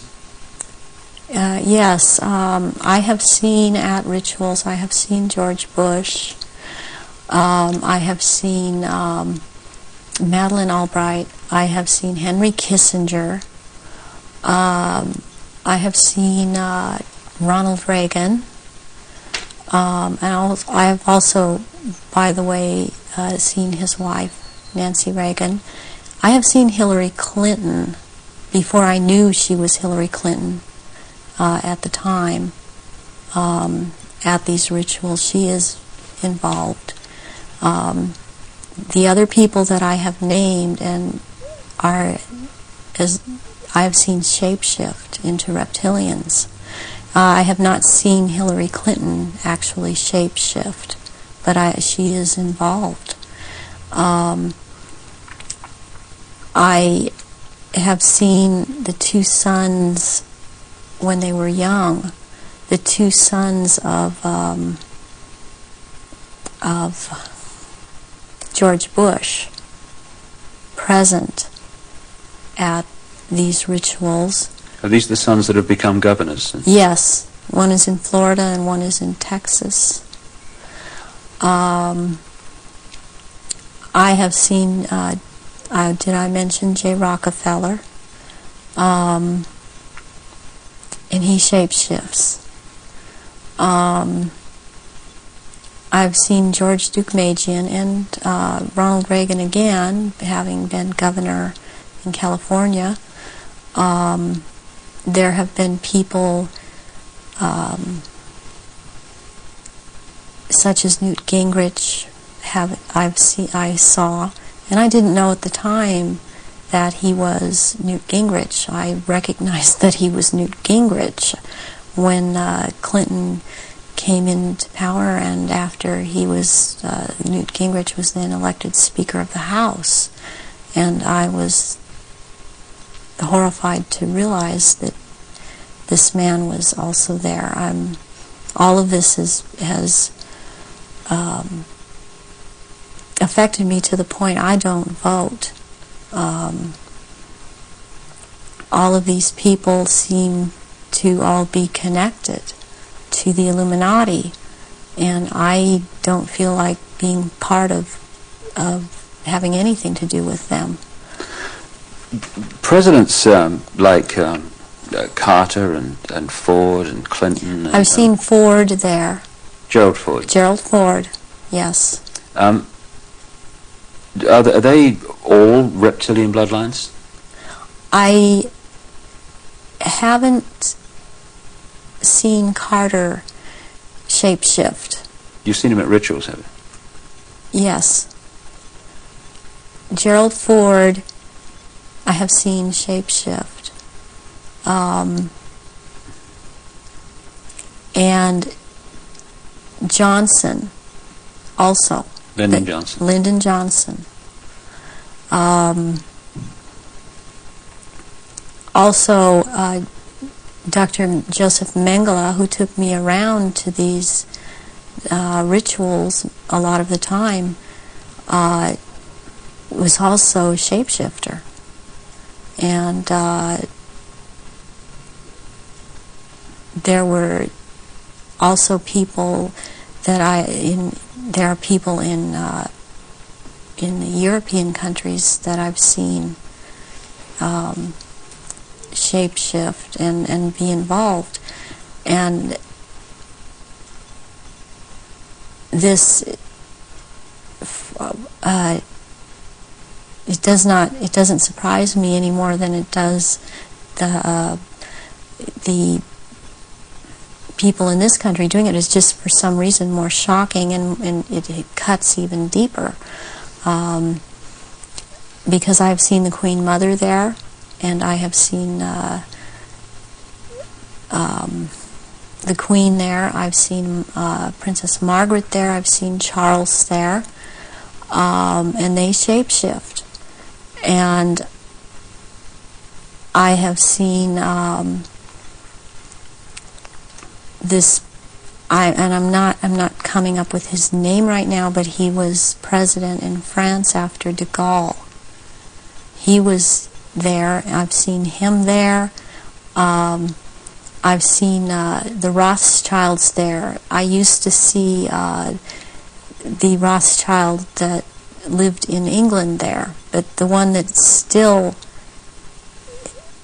goes there and is a shapeshifter, Guy de Rothschild, Baron Guy de Rothschild, has been to all of these rituals and has been over in this country under the name of Dr. Barrington and tried to program me, and has impregnated me several times with eggs that were taken from me years ago and were impregnated with semen from Pindar and then placed back into my uterus. This has happened to me twice, once at age 39 and this year right before I turned 43. And I had told my therapists ahead of time, before I ever could have known that this had been done to me. And it's happened at a certain place in where I have been living in the San Fernando Valley. It's happened at a house on Tyrone Street in Sherman Oaks. And my understanding is that there have been other survivors that have talked about this location as having been involved with programming and so on. And Baron Guy de Rothschild has tried to program me. All these years he has been trying to control me, get me back under control. And the Marquis de Libero is someone else that attends all of these functions and is, since he is the one in power, he attends all these functions. I have seen Tony Blair there, and he shapeshifts. I have seen Prince Philip there. They all have their quirks as to how they act, even in their reptilian form. And they all, they act.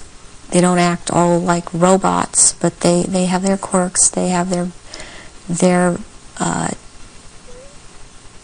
so-called personalities, but they are all cold-blooded, They would kill at the drop of a hat. I have even, since I've seen a picture of some people that are talking about this subject, I've seen them, when I've seen their pictures, I've recognized them. I did a double take a few weeks ago when I saw again someone who's been talking about around this subject, and it seems to be popular right now. Who's that? This man by the last name of Sitchin. I've seen at rituals, and he is a shapeshifter. And I did a double take when I saw the picture of him, because I recognize him. And there's another person that I've seen, this Gardner, Sir Gardner. That Lawrence Gardner? Sir Lawrence Gardner. And he had recently written an article that was out in Nexus magazine. Part of it was about the menstrual blood, and what really triggered me was when he called it Starfire, because that is the name of one of the aspects of the three women who are the dressed mother goddess. That is my name in all of this. So this man I have seen, he has lots of power within this sect of reptilians, and he's someone that you would want to watch out for outside of this too, as is this Sitchin person. What do you remember about Zachariah Sitchin? Zachariah Sitchin was someone in the rituals attending the rituals who was not a major player in as far as the rituals went, but was someone that others present did not make remarks at, or were very careful as to what they said around him. And he was talking about, he would be talking about doing away with people, persons that were in his way, or were putting out information that he didn't feel that he wanted put out. He is very much a disinformer, and that is his job, to disinform about what is going on with the Illuminati and with the reptilians. He actually warned me off from investigating the reptilians, interestingly. Where do the rituals take place that you've been involved in, involving the British royal family? Glamis Castle, Stonehenge, Balmoral Castle. I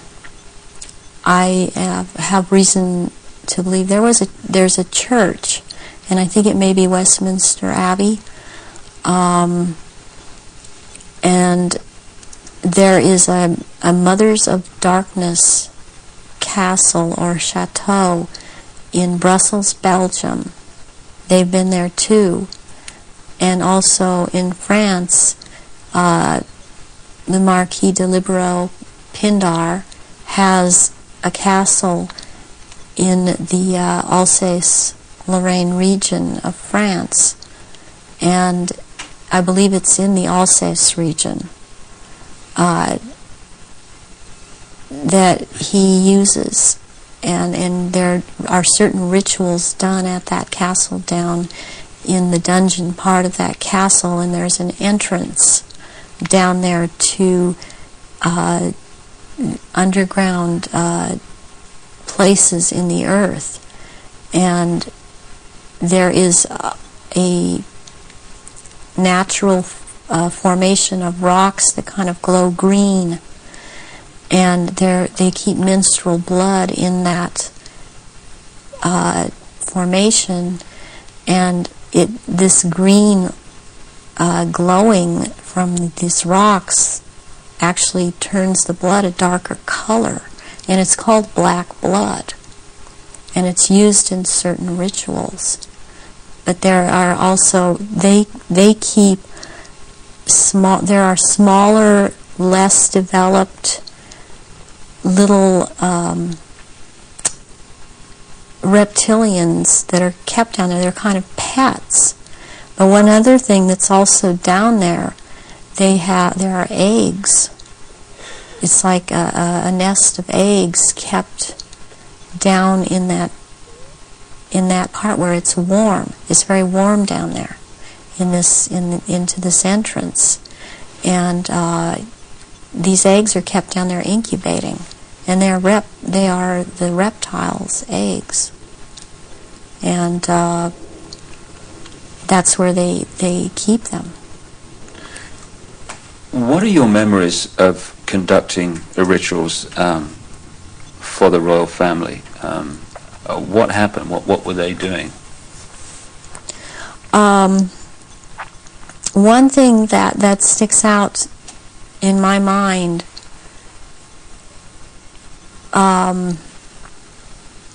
is that there was before. This was back in the late 70s. This was before Charles was married to Diana.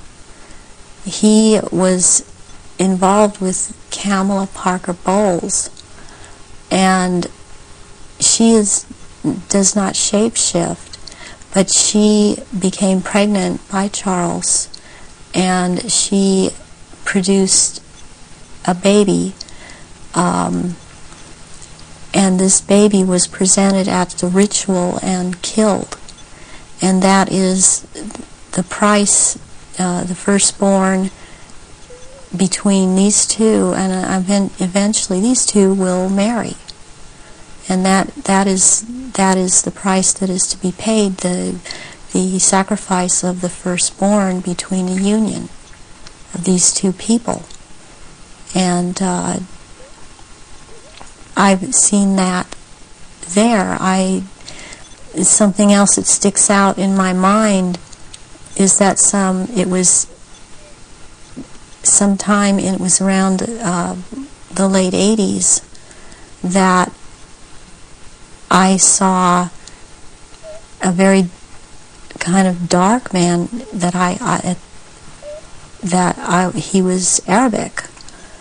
It seemed to be Arabic or Egyptian, and I heard the name Fayed being mentioned, and the Queen Mother was there, and I called her the Black Queen, and she and he were talking very seriously and at some length about a subject. They were mentioning Diana, and they were mentioning his son, Dodi. And at the time, I didn't know who Dodi was. I knew who Diana was. I never saw her at any rituals. Where did this conversation take place? This took place at Balmoral Castle. And I heard them talking about a marriage between these two, and I thought at the time, well, she's married to Charles. How can there be a marriage? She's married to Charles. I didn't understand why the Queen Mother and this person that I now know to be Dodi Fayed's, because I heard Fayed, Muhammad al-Fayed,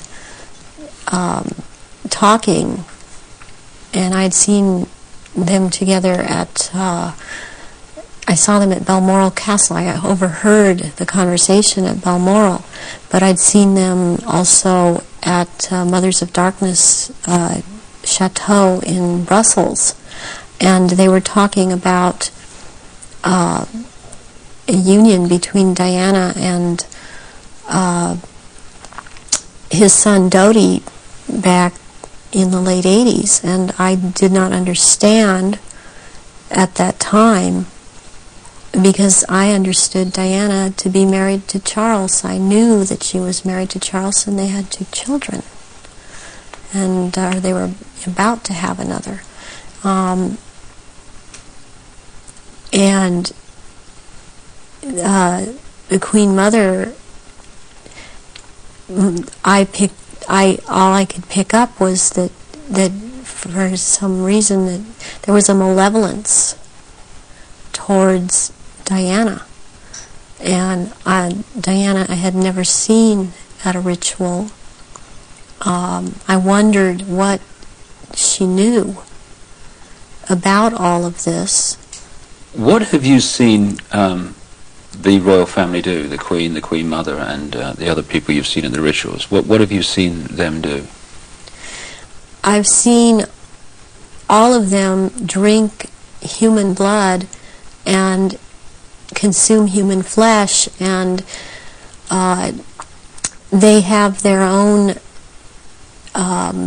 goblets in which they have blood, and these goblets are encrusted with jewels, and they also have their own daggers, and that the dagger goes into the goblet, and they stir the blood around with it, and it's also a what it is. It's a symbol of the phallus going into the vagina, and when they're doing this, and I've seen them do this, and some of them have even, like the Queen Mother I saw with, she had her own little, it would, like almost, it's between a very elaborate ornate chair or a throne kind of thing brought in for her to sit. And because before these rituals actually start, there is a kind of people move around the room and talk, or recognize one another. It's a formal kind of a ritualistic setup, the way they talk and the way they introduce each other. It's like a court. What are they wearing?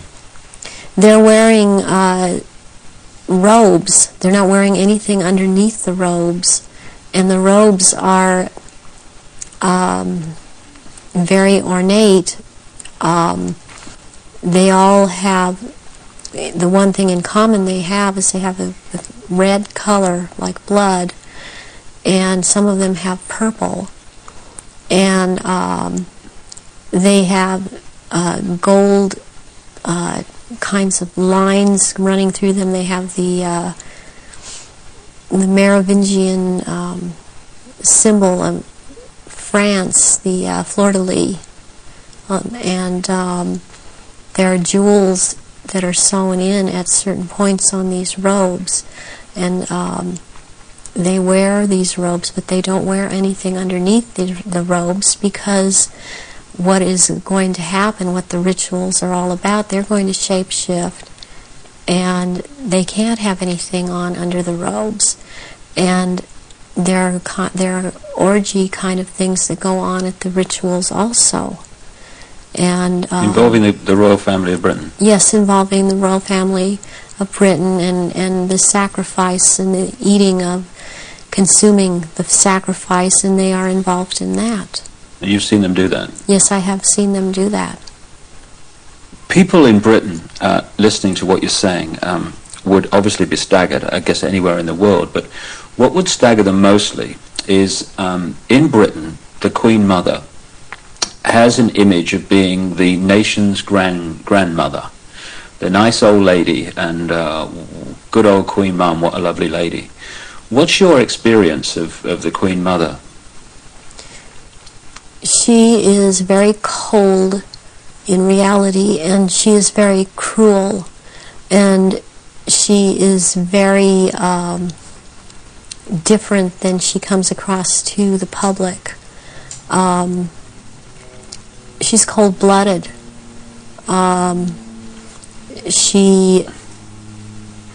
If she feels that you are someone beneath her, even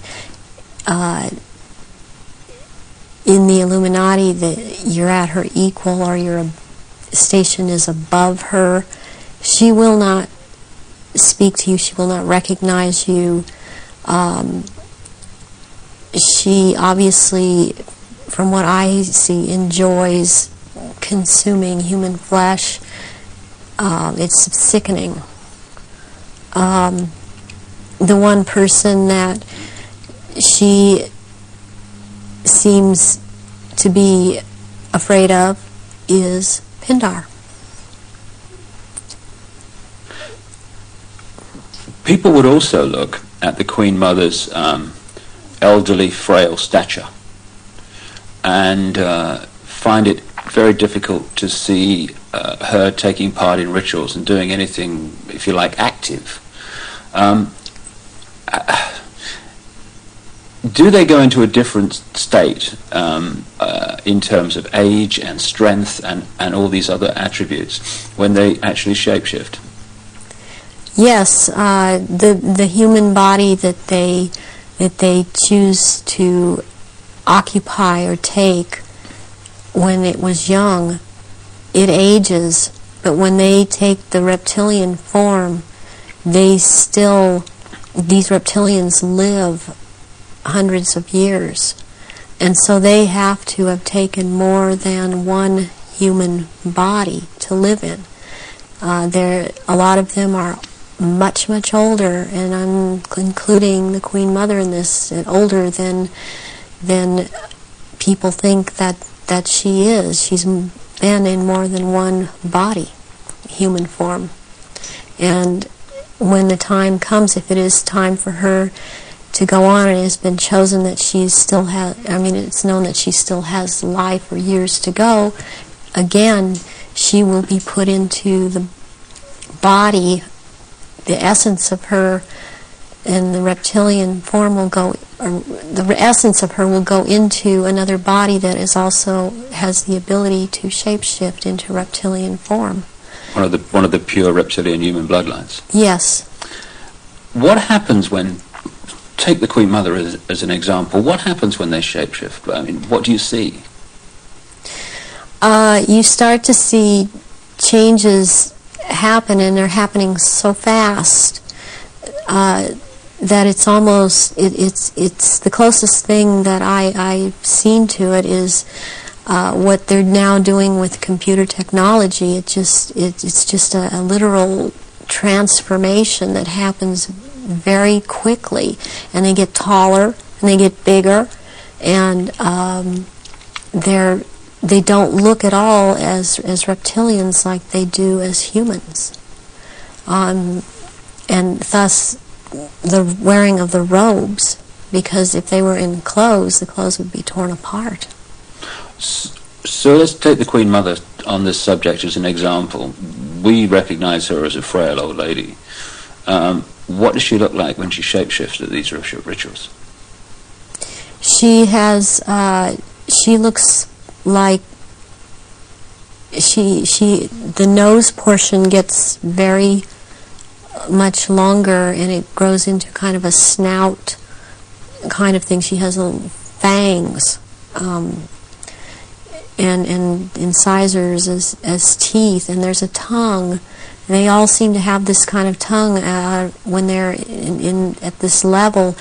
The tongue has a lot of long, hairy or pointed projections coming out of it. It's very long, and they have these. They don't have hands or feet. They have these claws. and they have scales, and also scales that seem to kind of disappear into one another. But it's more pronounced on the back. There seem to be lumps or protrusions coming from the head. There seem to be some kind of growth appendages at where, on the back, and they seem folded, and not all of them have that. And there is a tail, and they a lot of times will keep the tail curled, and when I've seen her when she's very displeased with something, as I've seen other members like this, this tail is whipped around, very agitated, and they do, and she hisses. What color are they? Which one in particular? Take the Queen Mother as an example.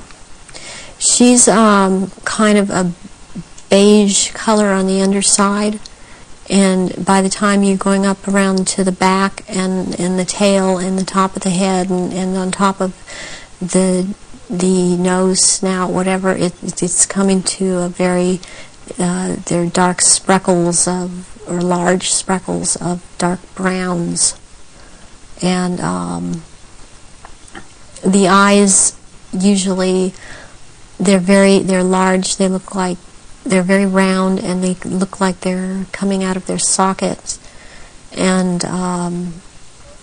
very protruding, and usually the color ranges from a beige to a gold to a dark greenish gold, and then there's this dark slit up and down, a vertical slit, and and the eyes will look hooded, and when they look hooded, it's a very frightening thing, because it seems that when the eyes are hooded,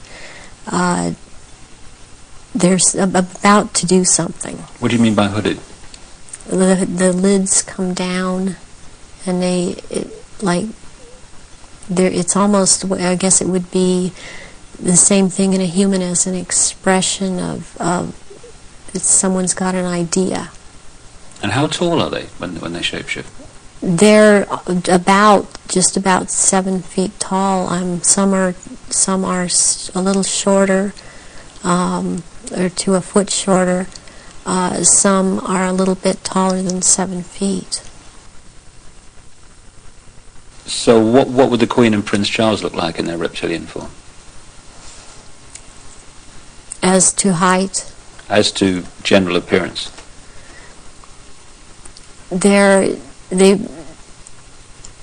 Charles resembles in both ways, in human form and in reptilian.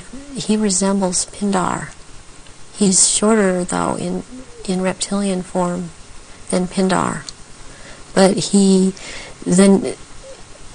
the way that the reptilian, the nose shapes into the snout at that point, and the jaw becomes the underpart. It's very much like Pindar, and his mother doesn't look quite the same as he does. But what does the Queen look like? The Queen, she's darker, not quite so pale. She's darker. All over, she doesn't have the amount of I would call it freckling. It's more like a gradual, like the skin is gradually getting darker. It's more smooth. And she does have the lumps up around her head and down the tail, the spine. Charles has the tails down around the spine, and funny enough, he has the protrusions from the skull in the reptilian form, where about or above, right above where it seems like his ears would have been. What is it about the rituals that allow the shape-shifting to happen? When the victims are starting to be sacrificed, it's the scent of the blood, and they start shape-shifting at that point in time, and they can hardly wait to get to the blood. It's like they're addicted to the blood, and then the consumption of human flesh that follows. What have you seen the Queen or any of the royal family do in relation to that? Have you seen them sacrifice and consume human flesh?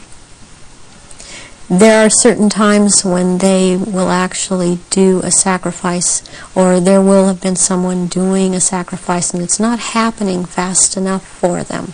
So they will step in and finish it themselves, because the sacrifice the ritual has to be gone through. Sacrificially, ritualistically, it has to have been gone through, and they will step right in and just start tearing the throat out, and they're getting all this blood from the jugular vein at the same time, and that has happened when there are many there that are going to be sacrificed, and they just can't wait, and tearing into the contents of the abdomen and stomach of a victim afterwards. Who have you seen do that? I've seen the Queen Mother do that, and Prince Philip and Charles. I've seen Guy de Rothschild do this. It seems that I've seen it more among royalty, or so-called royalty, do this than people that are not titled. That they don't seem to. They seem like it feels like they don't dare, but they shape-shift nonetheless. But it's like the royals that step in and just start tearing away, as they can hardly wait. How long can they hold the reptilian form in these occasions? During the rituals, it's much easier for them to hold their reptilian form. They can stay in that form. What it is that they have a hard time holding their human form. And as long as they're around blood and the scent of blood, they can't hold human form. Right. Where do you think the story of Diana fits into all this? In terms of the ritual that you know about, and the royal family background that you know about, what was all that about? What happened in Paris?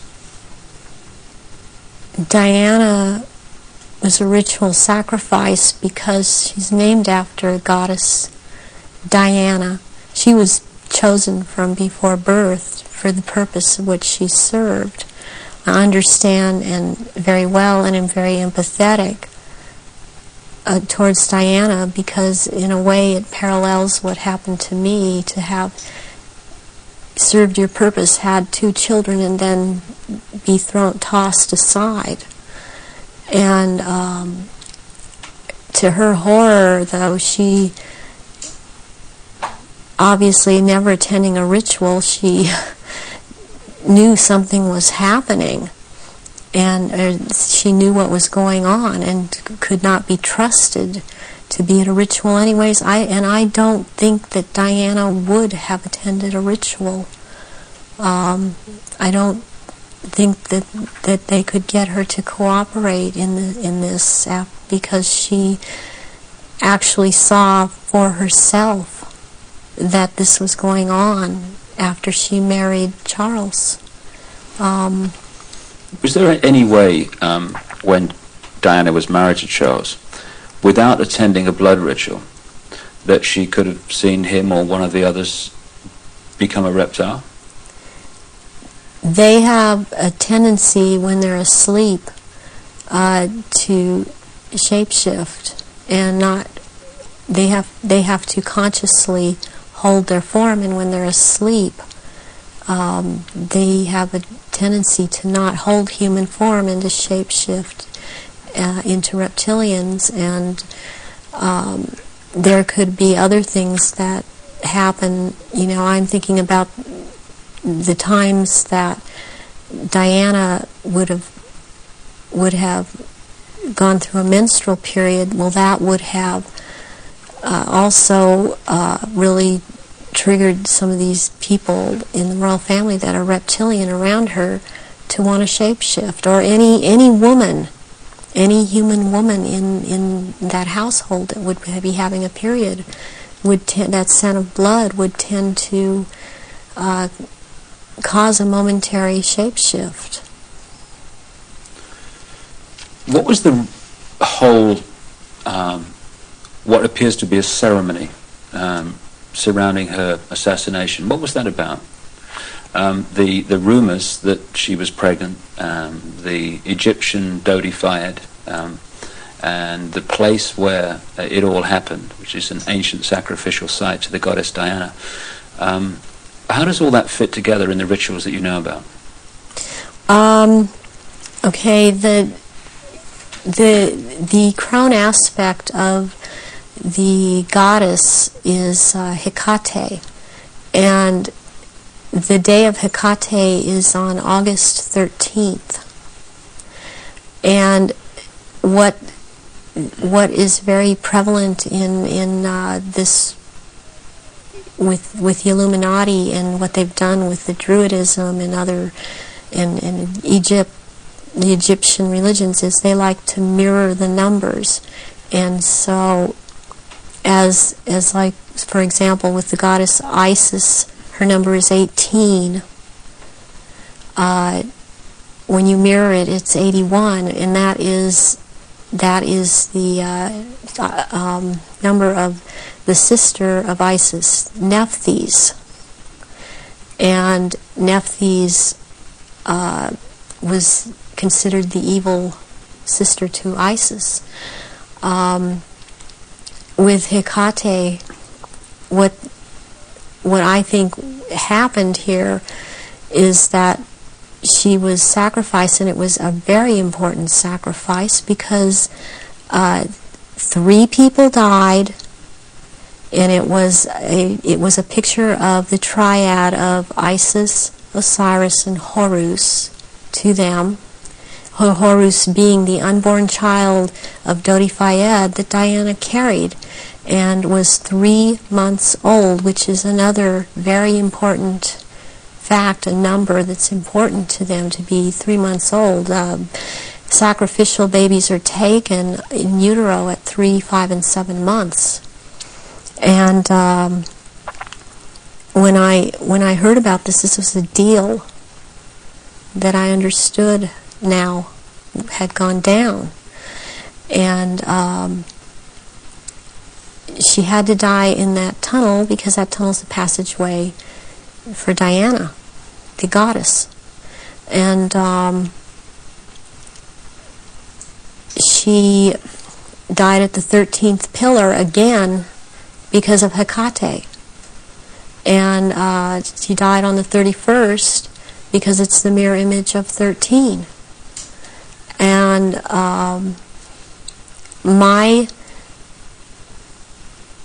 understanding of what I get inside of me, and because I was told by Baron Guy de Rothschild last beginning of February, when he was in this country and he was there to try and reprogram me again and impregnate me, was that he was in the tunnel that night. He had to be there, because not only was it a ritual death of Diana, this was also about taking her soul. And he was taking the soul of Diana, which no one else there could do. Whoever was present there could not do it. He could do it. And he was in France. This is the hypnotic stare you talk about. Yes. And drawing in the breath. And he had to be there to do this ritual killing, this ritual murder. This would mean that the ambulance team and a doctor that arrived within a minute of the crash coming the other way must have been in on this whole deal, or at least the people in charge of the ambulance team. From your experience of the kind of people involved in this Illuminati satanic network, do you think that's possible, that they could set that up? Yes, I do. I've seen a lot of things set up that if you did not know, if you weren't in on the so-called inner circle, or know what the Illuminati can do, because they depend on people not believing they're really there, you would not, you would have a hard time believing it.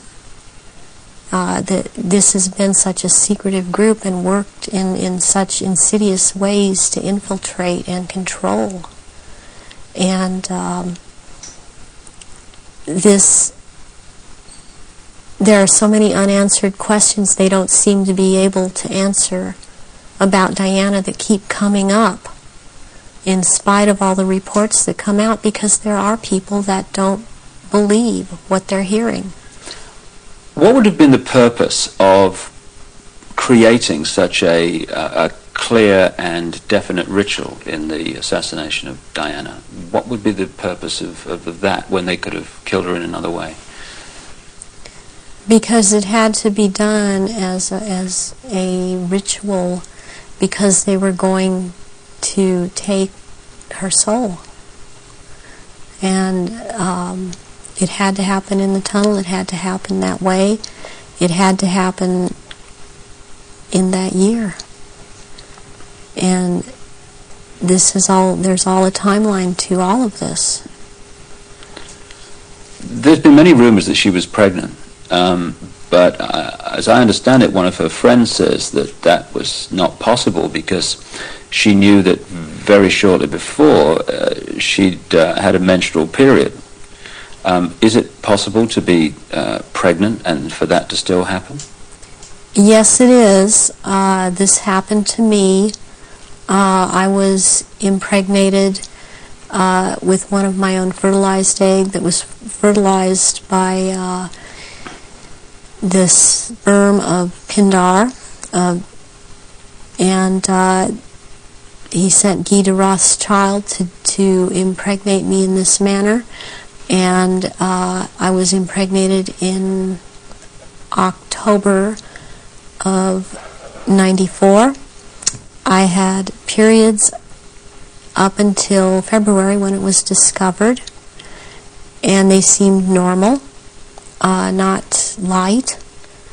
And I then was, since I had the background of a nurse, I was, and had worked with a nurse midwife delivering babies, I was, for some reason, it occurred to me to check my stomach, my abdomen, and I realized that I was pregnant, and so I ended up seeing a doctor who told me, I mean, he verified, you're pregnant. He did it with blood test, with the urine test, and ultrasound exam, and if I don't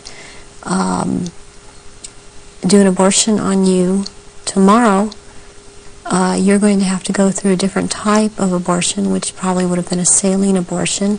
And I knew what I was pregnant with by that time, and so I was terrified to go through with it, and I could not go through with it, knowing what I knew, and so I had the abortion. But I had periods the whole time.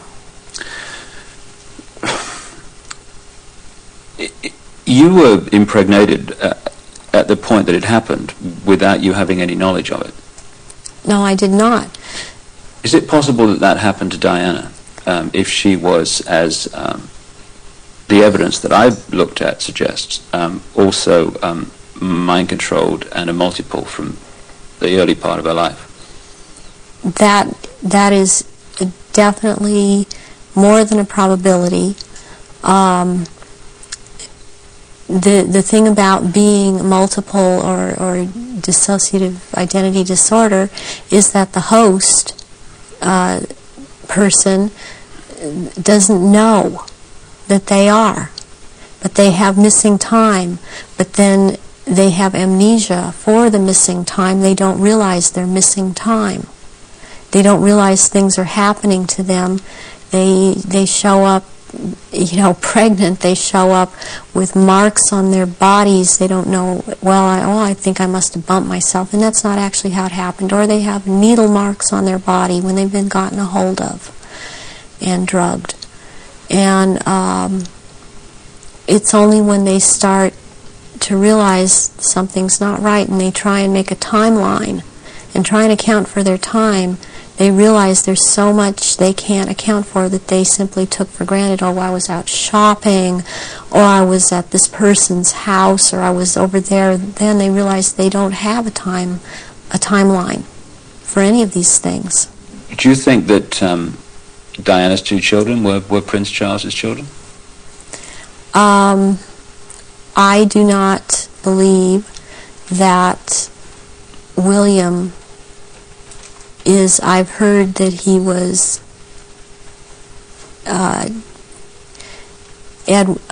Charles's son. I've heard about someone else, and I believe that it was neither.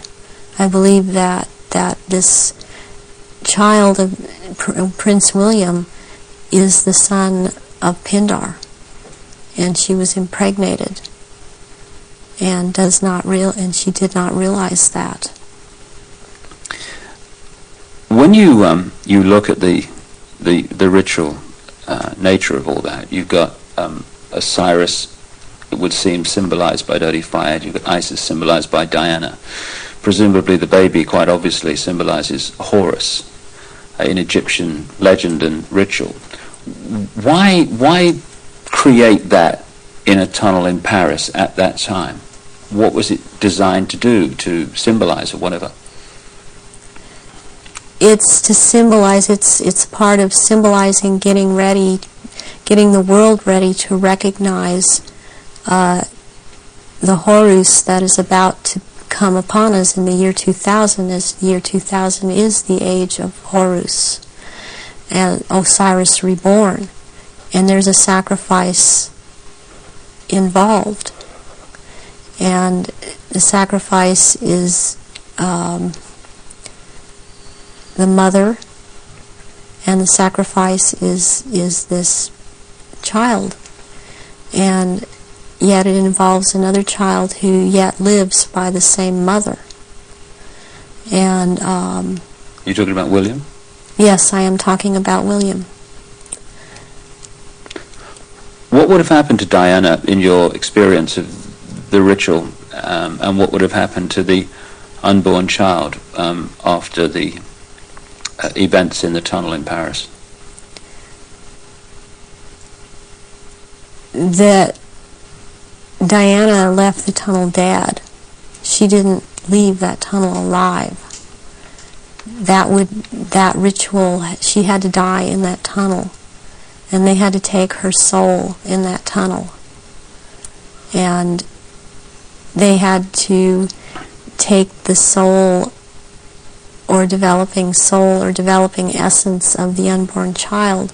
And in the hospital, it follows logically, according to what I know about what they do, that they would have taken the uterus and the fetus from Diana, that would have been taken, and as a ritual, that would have been taken, and they would have removed other body parts. And done what? Distributed them for high Illuminati members to consume, because this is a ritual sacrifice. Some strange things happened after that. Strange things happened all the way through it. But suddenly the decision was made that she would not be buried in the local church where she wanted to be buried, but on an island among the trees in a lake at Althorpe Park. And Earl Spencer, her brother, claims through a dream he was inspired to put 4 black swans on the lake. Therefore, from your, again, knowledge of the ritual, what does all that mean? Why do that? Because 4 black swans have to do with 4 directions, 4 seasons. They have to do with sealing something for all eternity. To have 4 of something black, like that swan's figure in Celtic mythology, quite a bit in the Druid mythology, and black is the color of Hecate, and also one of the goddess aspects, the 3 goddess aspects that they have, the name is Black Flame or Black Star, and Black Flame means unto death, and so therefore the color black, and somewhere in there would be a flame. The decisions after her death to put her on an island among the trees in a lake and the 4 black swans were all, at least on the surface, taken by her brother Earl Spencer. Have you any experience of him? Earl Spencer I have seen at rituals. He's definitely tied into it. Her family has been part of this. She has this bloodline. I have not seen him shapeshift, but he's tied into it. You've seen him at rituals in yes, which I have. Sacrifices took place? Yes, I have. What about her father? Any knowledge of him? Her father was present at rituals. Her father would have been involved way before Diana was born. For her to have been involved and watch her actions after she was married, cutting herself, being anorexic, being bulimic, these are so indicative of someone who has been involved in mind control, has been hurt, has been forced to follow mind programming. That this would have started when she was a little child, and her father would have been involved. So if they got her into this mind control stream from birth, presumably they would have been able to shape events right from that point to the 13th pillar. Yes. Yeah, they would have. When somebody becomes what we call multiple personality disorder or dissociative identity disorder, there are many programs that are induced, that can be induced at any point. I mean, you've got the machinery in place when they're a very small child, and as they're grown, they can install programs at any point and have different parts hold these programs, and they can be made to do just about anything. They're taught things such as red light is a green light, go through the light. They drive faster than they realize they're driving. They are able to memorize or see, just glance at something and right away just pick what the point is that they're going after for some reason, or they can memorize phone numbers in just a glance. The car hit the 13th pillar, driven by Henri Paul, who was missing for 3 hours that night, a man who's been connected to both British and French intelligence. Given the obsession with the number 13, it seems beyond coincidence that with all those pillars in the tunnel, it hit the 13th. Is it possible to mind control someone like Henri Paul so that at speed they could pick out the 13th tunnel, the 13th pillar? Yes, it is. He also, it's very, very possible that he was drugged and programmed in the time he was missing. It's possible for him to have taken medication but not have it affect him at all. Does that include alcohol? Alcohol also, yeah. And then maybe later or not, it would affect him, depending on if that's what the program was for it to affect him. But it might not affect someone at all. I've been through this myself, so I know this to be true. And what happened to you in this instance? It was a very bad time in my life. The one time in particular I'm speaking of, where my then husband told me that he wanted a divorce, and I took approximately 8. I don't remember what the dosage was, but 8 Xanax pills in front of him, and I drove from where I lived in Orange County to the Norwalk area and went to see my therapist, who was holding some groups in this area, and I did not feel the effects of the pills at all when I drove to see him. I did not feel the effects of the pills at all when I left there an hour and a half later. And I had no car accidents. I was not stopped. My driving skills were very good. And I've seen this happen with other people that have had the mind control programming and this DID, and you just swallow up medication and one part holds on to it and it does not affect the body. So if you're in a compartment that is not connected to taking the pills, you're not affected by it. But if you were put into that compartment that took the pills, if you like, you would be affected by them. Yes, and you can also have, what they can do with you is have a whole bunch of alters or parts lined up that, okay, you will be out from this point to this point, and then this next part, will be out at from this point to this point. They can keep going like that. It can be a very complicated, long thing, but they can line them up that way. That's the way the programming goes. Do you think this could explain the apparent mystery of a alcohol reading of Henri Paul that was equivalent to 8 Scottish on an empty stomach, while the video evidence of the Ritz Hotel security cameras is that this was not a man in the minutes before he drove Diana into the tunnel that was in any way at that level of drunkenness? Yes, that can very well explain it.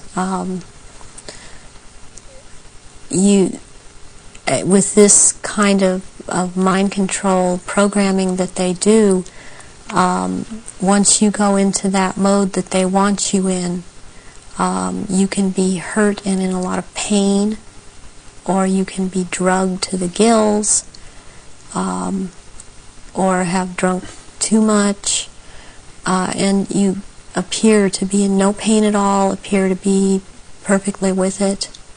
and you don't feel it. You feel all right. People would find it difficult, just coming from their own experience and observation, that someone could drive a car into a tunnel at considerable speed and pick out among 30-odd the 13th pillar. How is that possible to program someone to do that? Because that someone has been taught and programmed and taught and programmed and taught for quite a while how to do this at a very fast speed. The mind works very fast, and if they have the mind and body connected the right way, they can drive. This person would have been able to drive into the 13th pillar at a fast speed. Would that have been happening on a conscious level, or would the subconscious have been pulling the strings? This would be on a subconscious level, and the person would not be aware themselves of what they were doing. In those crucial minutes before Henri Paul got in the car and drove away, would someone have had to have given him the trigger to access and activate the programming then? Or could he have been in some way pre-programmed to be triggered at that time? And if so, what would that be? Well, he was probably programmed to do all of this at a trigger signal. And so what happened is that somebody triggered him with a preset signal that he was told, when you are given this signal, you will act out. But the program was already set to go off when the trigger, when he saw the trigger. What form could this trigger have taken? It could have been a hand signal. It could have been a certain type of handshake. It could have been a color that he saw that was flashed in front of his face. It could have been a certain person doing a hand signal. It's most likely that there was a person present that he was to react to when this person said something or signaled him in some way. Given the extent of your programming from birth, how was it possible for you to break out of it, as you appear to have done now? One thing that happened is that in 1989, my programmer handler died, who was Mengele. And he was in this country so much, and I was around him so much, and he had a lot of control over me. And what happens when a programmer handler dies, they usually have taught the person that they've been working with, to be very, very loyal unto death to them. And that's something that they, in the end, it works against everything, because when they die, even someone else coming in and trying to take over, a lot of these altars are not open to that and are loyal to that one person. And in my case, Baron Guy de Rothschild is the one that tried to take over. And for some number of years, there was a lot of the time, half the time they got their way, and half the time they didn't. And in major things, they did not get their way. One of the things that I went out and did in 1993 was I cut my hair off, and because I was publicly seen and known to have very, very long hair, I could no longer be seen. I could not be seen with my hair cut off short. This would have caused a lot of questions with other people that had been programmed.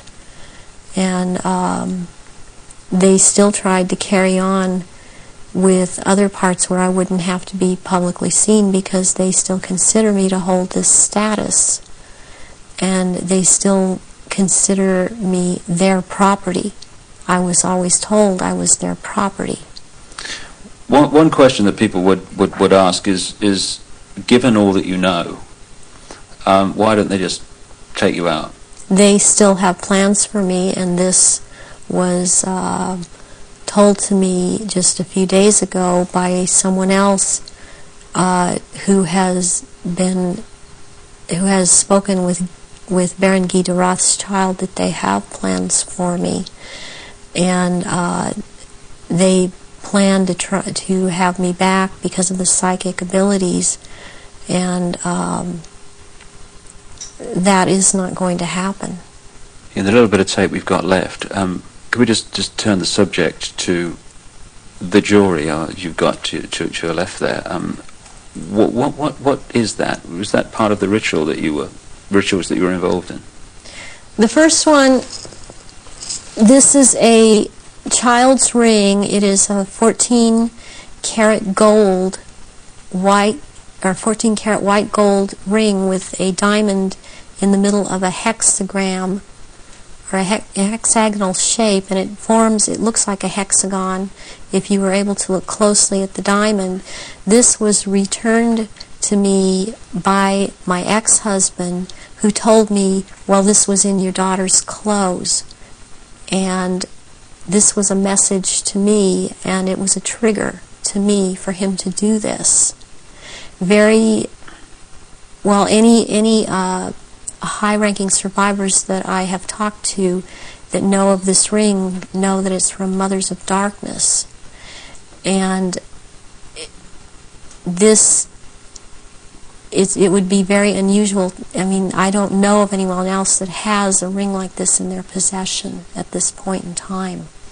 And what's the necklace? The necklace here is made out of copper, and it's very Egyptian, and it was given to me when I turned 19, and that's an important age because you really start at the position I was at, having these psychic powers in full effect and being allowed to do this in full effect during rituals, and this was worn during certain rituals. Why copper, and why have it at all? Copper is a transmitter. Copper has always been used in the occult. It has a specific meaning. The meaning it has is because I had a triad of altars that were very active in a lot of rituals, and the triad was Isis, Osiris, and Horus. And Isis was the part that drew down the moon, and Osiris performed the rituals, and Horus was what was born of performing those rituals. Just in the literally 3 minutes we got left, for 3 or 4 minutes, I know it's difficult, but I want people to understand the nature of what's going on to so many people today. What sort of things were done to you as part of your traumatization as a child and later? I was electroshocked to the extent that my parents were told when I was in first grade that my IQ was 70 and that I was retarded, and they said I would be retarded.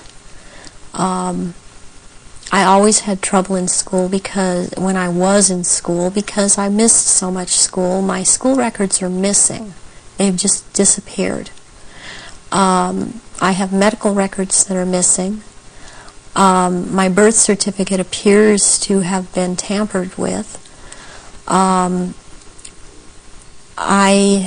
have had my eyelids taped open, and so I couldn't shut my eyes.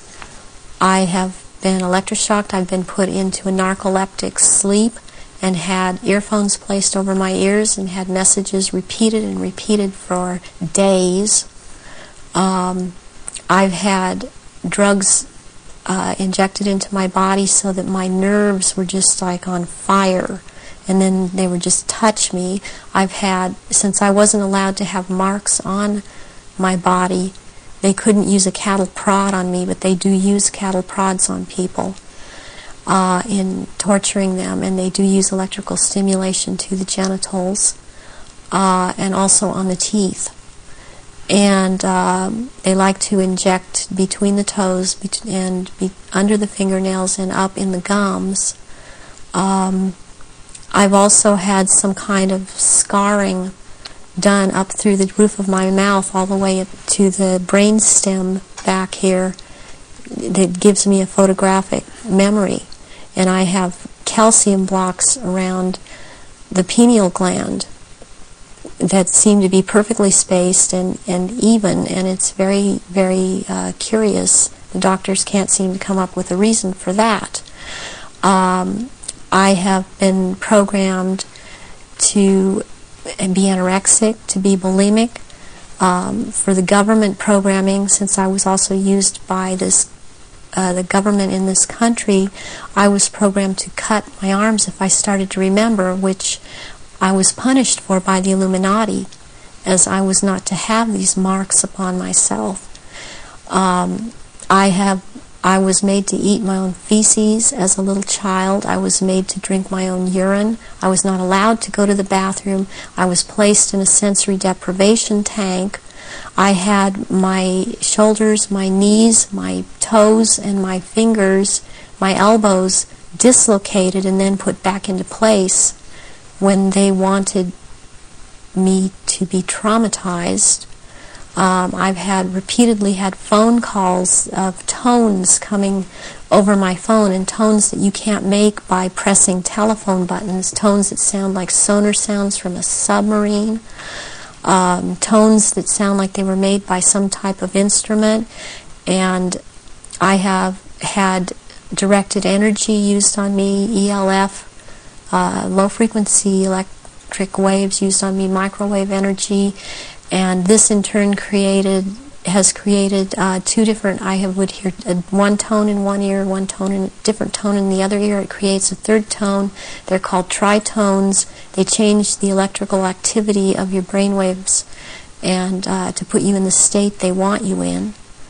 I have been programmed to run through red light, thinking it's green. There's been a lot of programming done around my children. They've used my children against me. And it's a very painful subject with me. To know that this is happening to my children. The same thing that's happened to me. It's hard, it's easier, I don't know if I can make people understand this. It's easier for me to have, okay, I can handle that I went through this. And what I want most is to expose these people because of what they're doing to children all over. But they're doing it to my children too. And my daughter believes I've abandoned her. My son believes I abandoned him.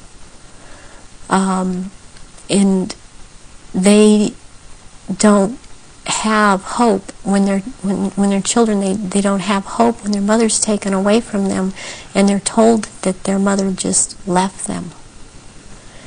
So this is a cycle that goes on with thousands and thousands of survivors, not just myself. And this is how they perpetuate it if there is a parent that's protective that believes and has found out this is happening.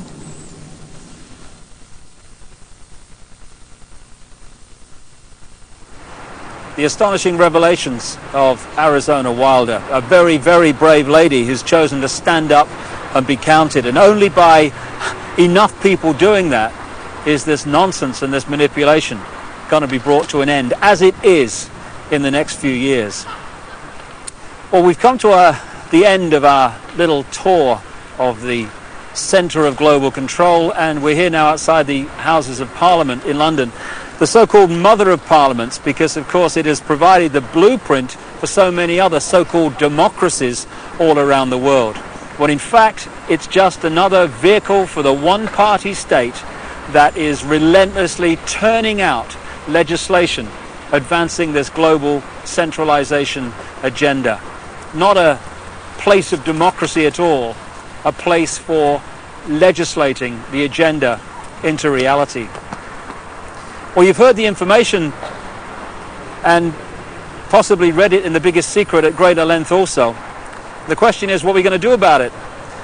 that's entirely up to you as an individual and me as an individual. As someone once said, what you think of me is none of my business, and it's not. This is just information, make of it what you will. But what we make of it and what we decide to do in the light of this knowledge will decide the kind of world that we and our children are going to live in the next few years and beyond. The Chinese have a word that means at the same time both danger, crisis, and opportunity. And that's the situation we're in now. Yes, there's a crisis.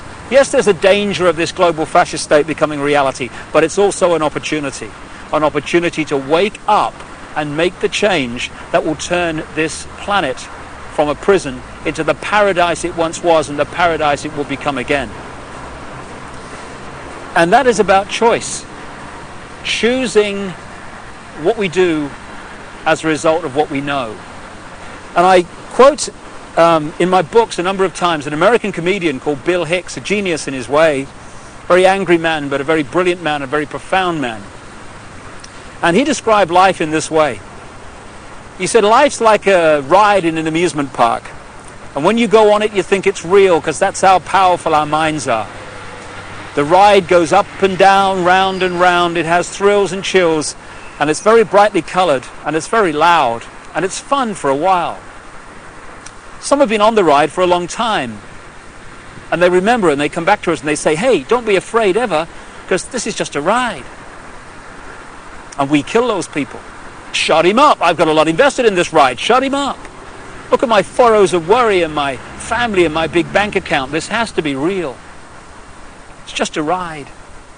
But we always kill those good guys who try to tell us that and let the demons run amok. But it doesn't matter, because it's just a ride. And we can change it anytime we want. In other words, it's just a reflection of our own attitudes. And to change, as Bill Hicks said, doesn't need big bank accounts. It just means a choice right now between fear and love. Fear is the four-letter word that has controlled this planet and this human race for thousands of years. Love is the word that will set us free. And that's the choice we face now. And the world that those two choices will create will be so different as to be unexplainable. The chasm between the two, a prison or a paradise. I just want to say one other thing before we finish this video. I don't want to demonize the reptilian race, because it's just a genetic stream in the great forever.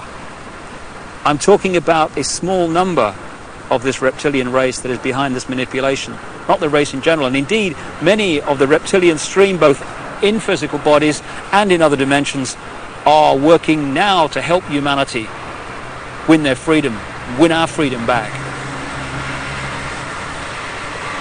And I'd like to thank once again also Arizona Wilder for having the guts to stand up and speak her truth. And if enough people do that, then this house of cards, because that's all it is in the end, is going to fall. And I'd like to thank also my friend Brian Desborough for helping Arizona and for his own commitment to truth. We're now at the crossroads of the evolution of the human race, or a crossroads anyway. And the good news is this: there is a global awakening going on. I've spoken in something like 20 countries in the last 18 months. People are waking up. They're asking questions. They're seeing themselves and the world in a different light. And this is going to gather pace and is gathering pace all the time. And it's this transformation of human thought and perception that is going to bring the change that we've dreamed about for so long. Dreams are merely imagination, which can be made reality if we're prepared to do what is necessary to achieve that. That's the challenge we face now. It's a wonderful, wonderful time to be alive, and we're all privileged to be here to play a part in setting this world free for the first time in known human history. From the epicenter of global control, but not for very much longer. Thanks for listening. Goodbye.